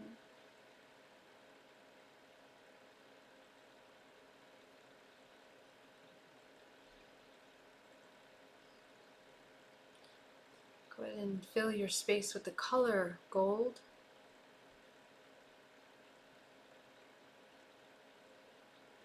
And I want you to go ahead and see the planet Earth in front of you. Go ahead and take a look at all the cords that connect you to the planet Earth, to the membrane of the subconscious mind, all the blockages, fears, anxieties that go down your bloodline and your ancestors' bloodline connecting to the planet Earth. Go ahead and uproot those cords on their end. Uproot those cords in your body, clear them out.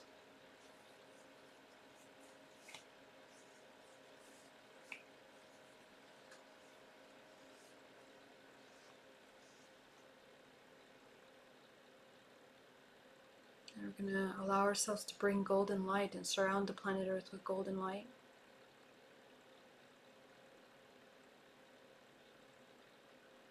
Coming into a divine love, a divine forgiveness, a divine healing with the Earth, with Mother Earth.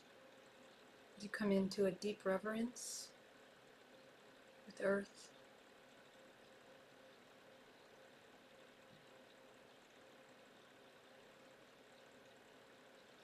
We're going to take our attentions to any part of the world that requires healing at this time, that requires support, that requires love. Go ahead and allow yourself to intuitively direct that golden light to any part of the world that requires that at this time.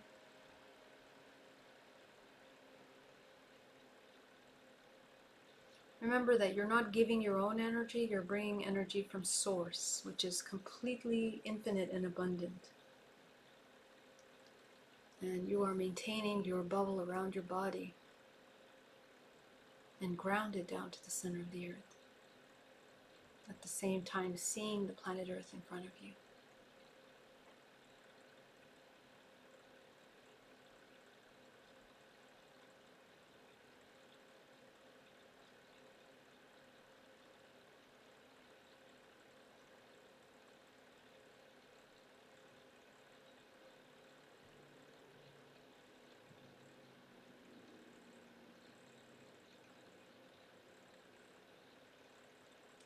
And take our attention to Los Angeles.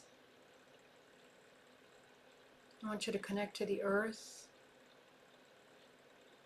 that has fires going on right now. And I want you to bring your body into a neutral, balanced, cool state. I want you to imagine that you are the earth and you're going to regulate the fire in your body into a calm, cool earth.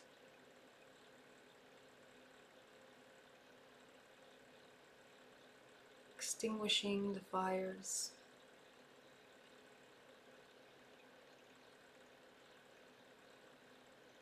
As we feel deep love for the earth, you'll notice that the emotion in the earth, in this place, is like a deep cry for help. It's a deep sorrow, but just go ahead and notice what you pick up in the earth. What is the earth in Los Angeles feeling at this time?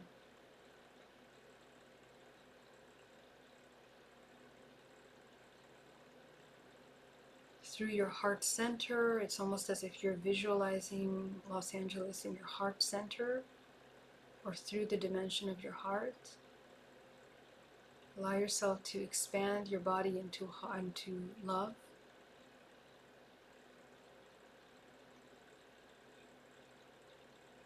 And through the cells of our body, through the cells of the earth, through the mycelium network of the trees, going to bring a very profound, loving energy into the planet.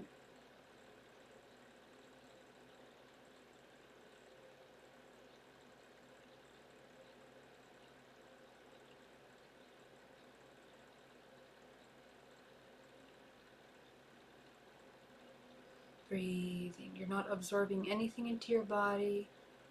You are gently feeling love.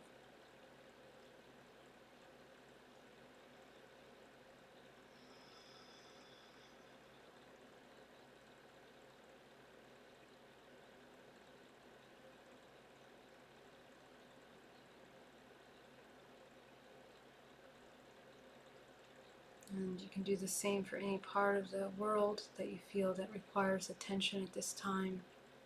The wars,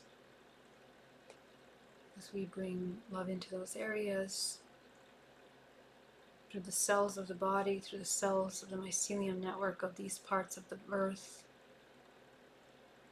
Go ahead and bring infinite, abundant gold energy.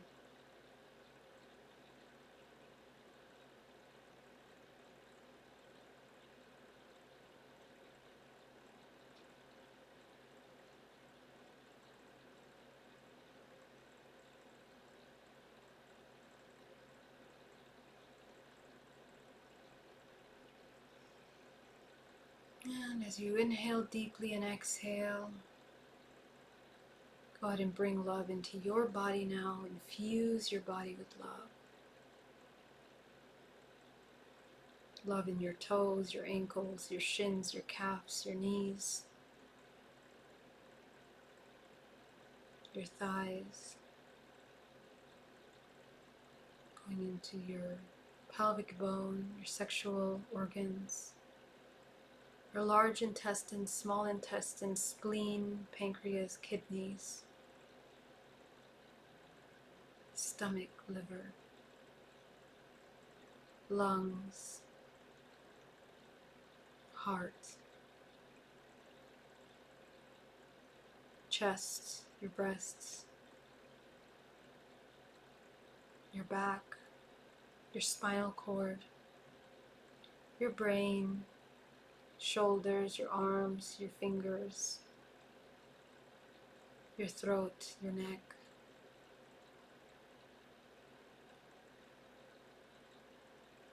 and your energetic field.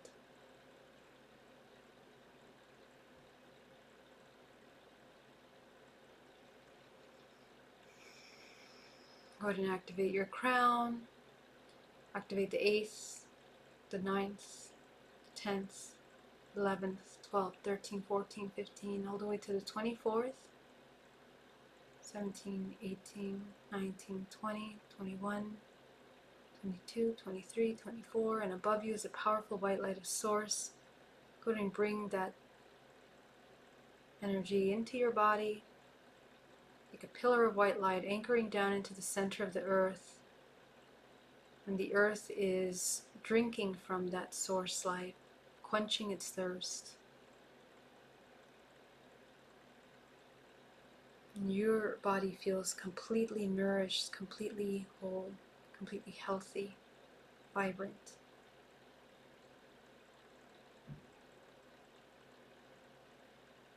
Go ahead and let go everything that you took into your body, clear it out down to the center of the earth.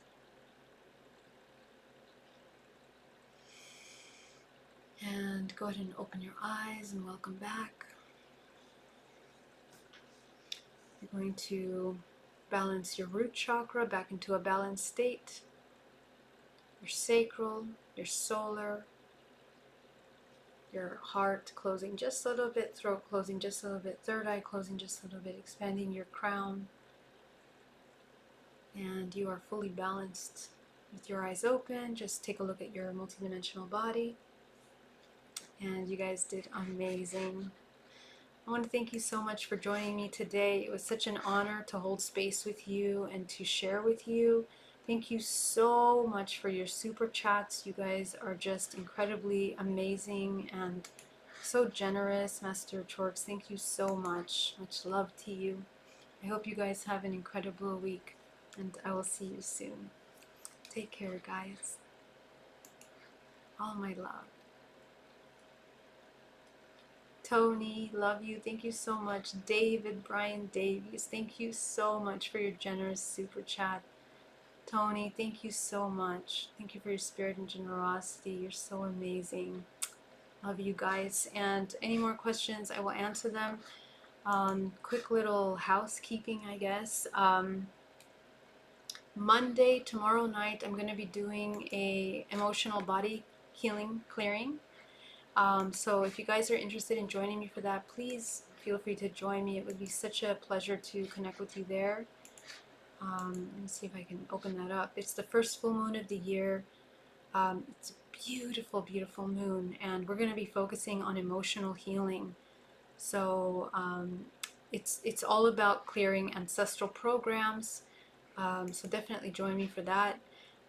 Year of the Snake, it's a group hypnosis initiating period 9 through the DNA. That's Saturday, January 25th. I hope you guys can join me for that as well. It's going to be a really powerful event, and you can read more about it and what we're going to be doing.